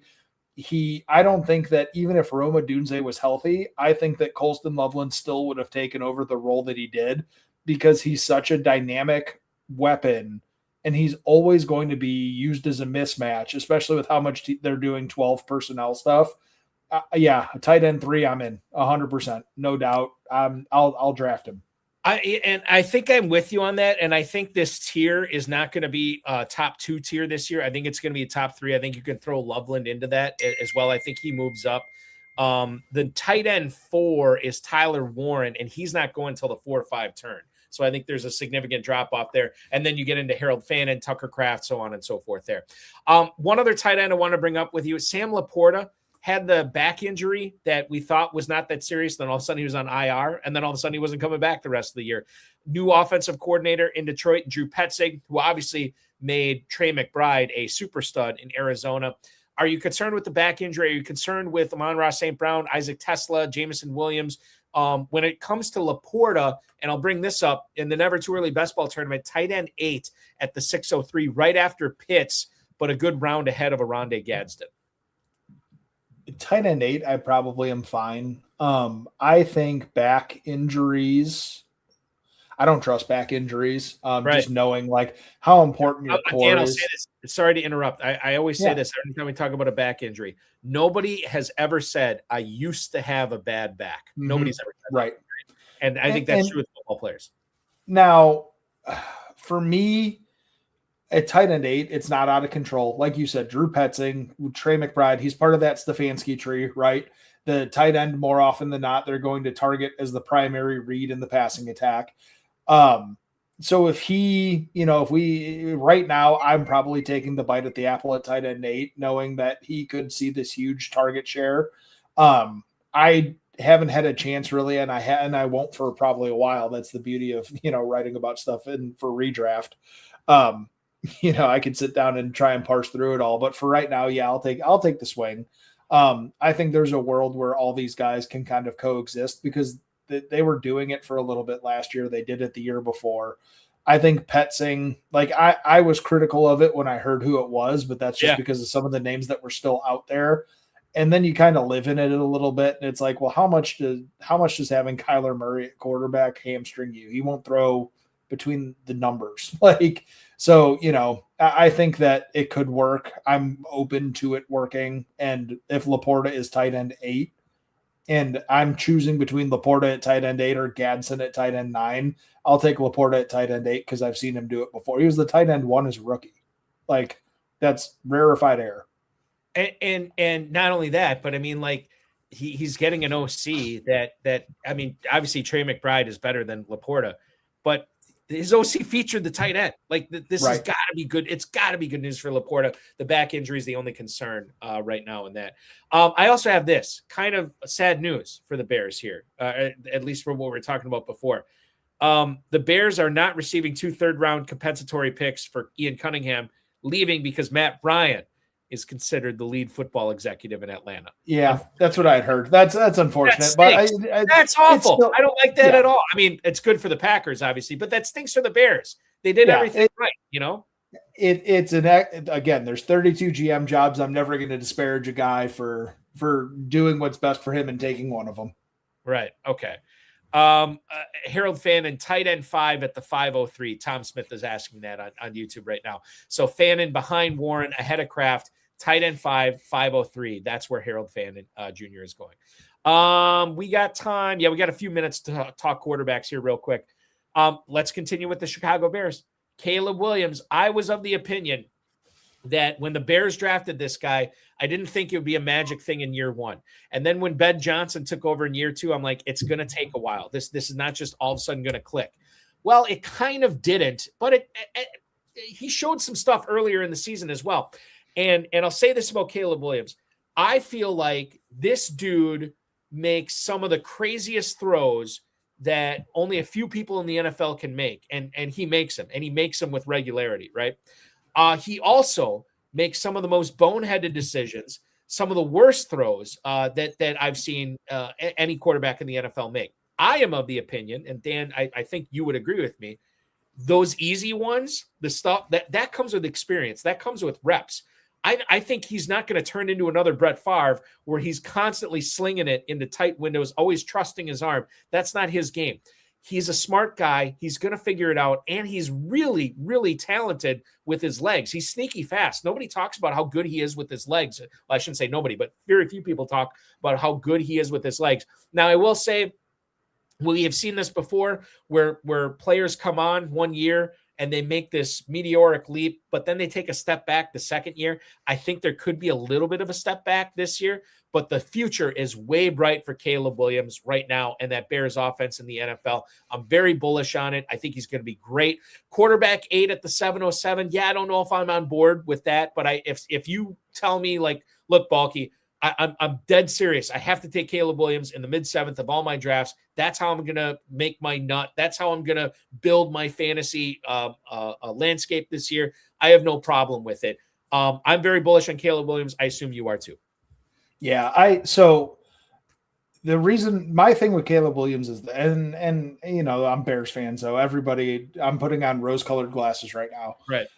What he was asked to do this year essentially was, first of all, as a rookie, the Shane Waldron offense does 2 things. It either throws the ball 40 yards downfield or it's a screen. So his completion percentage was somewhat inflated by that. He took a ton of sacks. For a lot of people, pressure to sack rate is like if a quarterback gets sacked a lot on their pressures, they can't fix it. They're terrible, right? Well, Caleb Williams fixed it, right? He single digit, I think, or he was like 10% pressure to sack rate after being 28% as a rookie. So he cut it in half and then some. The difference, I think, and this offseason is going to be huge. He played under center more last year than he ever did in his life. And so under center, and I'm trying not to get too specific in the weeds here. There's footwork, there's timing. One of the things that I think has kind of hurt quarterback development going back to high school, and I was a high school coach for 12 years, is when we go into shotgun, guys are at the top of their drop, and so they're able to throw the ball faster because everything is in front of them and they could just see it. Well, if you're taking a 5-step drop, you're trying to get to depth, and then you're also trying to look and see, like, is the defense I saw when I snapped the ball the same as when I'm at the top of my drop? Where do I go with this? And so, like, you can practice that stuff, but, like, he was doing it in real time. Ben Johnson is a psychopath. Like, there is no doubt that he, on the last day of this season, handed all of the players, specifically Caleb Williams, a binder of, here's what you're going to work on this offseason so that when we come back at the spring, in the summer, we're making progress. I think there's a world where Caleb Williams' big jump is this year 3. I think that it's going to be, we know what we need to work on. We know what we need to fix. Was the completion percentage great? No. Did he miss a lot of throws that he shouldn't have missed? Yes, absolutely. One of them cost him the Rams game. Before he throws the pick to Cam Curl, he misses a first down flat route to Rhamondre, a speed out. Nobody remembers it because of the pick, because DJ Moore, whatever. Sorry, Bears fan came out. But I think if you're going to, I think that I'm bought in Dynasty 100%, redraft 100%, best ball 100%.